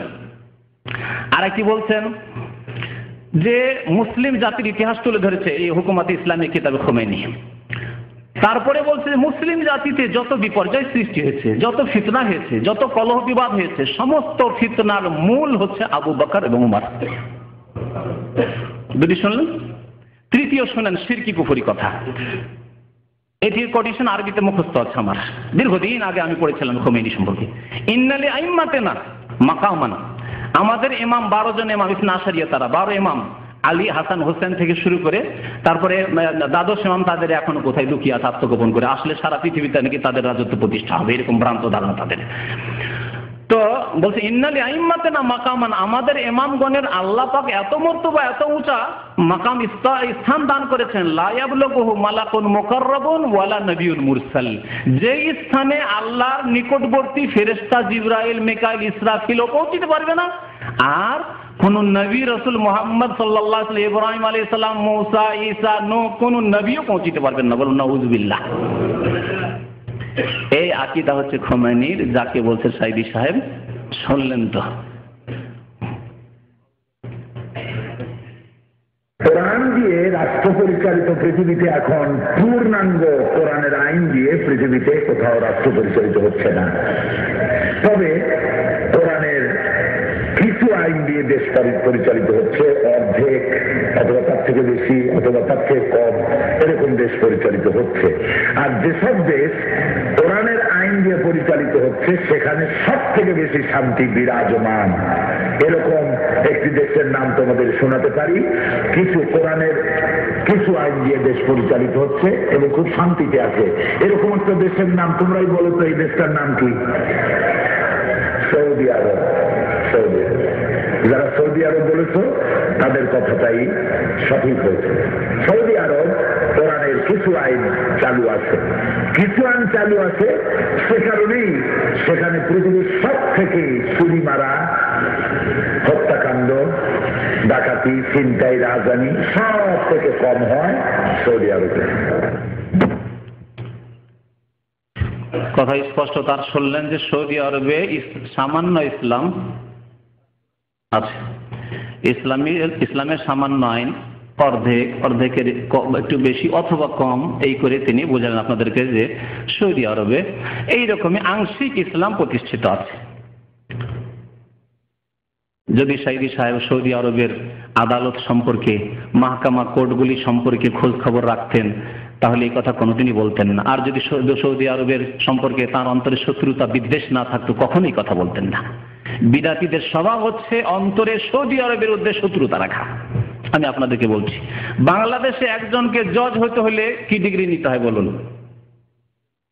হ্যাঁ, LLB করতে হয়, আর না হলে যদি আবার ইউরোপ আমেরিকা থেকে ব্যারিস্টার হয়ে আসে তাহলে তো আরো বড় জজ, তাই না? ব্যারিস্টার কাফের দেশ থেকে বড় ডিগ্রি যদি নিয়ে আসতে পারে তাহলে বড় ব্যারিস্টার, বড় জজ, হ্যাঁ, সুপ্রিম কোর্টের জজ, হাইকোর্টের জজ হতে পারবে বাংলাদেশে, পাকিস্তানে, অন্যান্য দেশে, যেই দেশে ইসলাম প্রতিষ্ঠার কথা তিনি কল্পনা করছেন। এবং তারা চলে আসার পর ওই জজগুলি আছে, তাই না? তারা 3 জন মন্ত্রী হওয়ার পরে ওই জজগুলি আছে, সামান্যতম কোনো পরিবর্তন আসেনি। সৌদি আরবে জজ হওয়ার জন্য বিদেশি ডিগ্রি তো দূরের কথা, সৌদি আরবের যেগুলি জেনারেল ইউনিভার্সিটি, সেগুলির ডিগ্রি লাগে না। কি লাগে জানেন? সৌদি আরবে দুটো ইসলামিক বিশ্ববিদ্যালয় আছে, Jamia Islamia Islamic University Medina এবং আল ইমাম ইসলামিক ইউনিভার্সিটি রিয়াদ, জামিয়াতুল ইমাম মোহাম্মদ বিন সৌদ আল ইসলামী। এই দুইটি ইউনিভার্সিটি যতগুলি কোর্ট রয়েছে, আদালত রয়েছে, সমস্ত আদালতে যত কাজী রয়েছেন, জজ রয়েছেন, সমস্ত জজ পিএইচডি করেছেন হয় মদিনা ইসলামিক বিশ্ববিদ্যালয় থেকে, আর না হলে আল ইমাম ইসলামিক বিশ্ববিদ্যালয় থেকে। যারা ফিকার ওপর, যারা শরীয়তের ওপর, যারা হাদিসের ওপর পিএইচডি করেছেন তারাই এখানে জজ হন। অন্য কোনো বিদ্যার এখানে কোনো মূল্য নেই ইসলামিক আদালতে।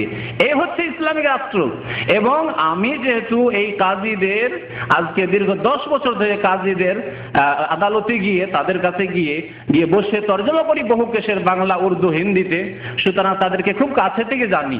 তাদের প্রত্যেকের কক্ষে আদালতে, প্রত্যেক যে আদালতের আপনার যেখানে কাজী সাহেবরা বসেন এবং বিচার করেন, সেখানে একটি বিশাল লাইব্রেরির পিছনে আছে, যেখানে কোরআন এবং হাদিস, কোরআনের তাফসীর, হাদিসের ভাষ্য এবং ফিকার কিতাব, ফতোয়ার কিতাব, সমস্ত কিতাব মজুদ রয়েছে। দুনিয়ার কোনো ব্যারিস্টারি কিতাব নেই, সেখানে সব ইসলামিক কিতাব রয়েছে। এই হচ্ছে এমন দেশ যেখানে কোরআন সুন্নাহ দিয়ে ফয়সালা হয়। যে দেশ সম্পর্কে এইরকম বাড়াবাড়ি কথা সাইদি সাহেব বলেছেন, তার অজ্ঞতার কারণে অথবা বিদ্বেষের কারণে আল্লাহ পাক যেন বুঝার তৌফিক দান করেন তাকে এবং তার ভক্তদেরকে, আর অন্যান্যদেরকেও হক কথা বুঝার তৌফিক দান করেন। আল্লাহ পাক আমাদেরকে, আল্লাহ পাক হক রাস্তা দিয়েছেন, তার উপর আমাদেরকে অটল থাকার জন্য তৌফিক দান করেন। রব্বানা লা তুযিগ কুলুবানা বা'দা ইয হাদাইতানা ওয়া হাব লানা মিন লাদুনকা রাহমাতান ইন্নাকা আনতাল ওয়াহ্হাব। শুনেন দুই একটি আয়াত শুনেন। আল্লাহ পাক বলেছেন, ওয়ালা ইয়াজরিমান্নাকুম শানাআনু কওমিন আলা আল্লা তা'দিলু।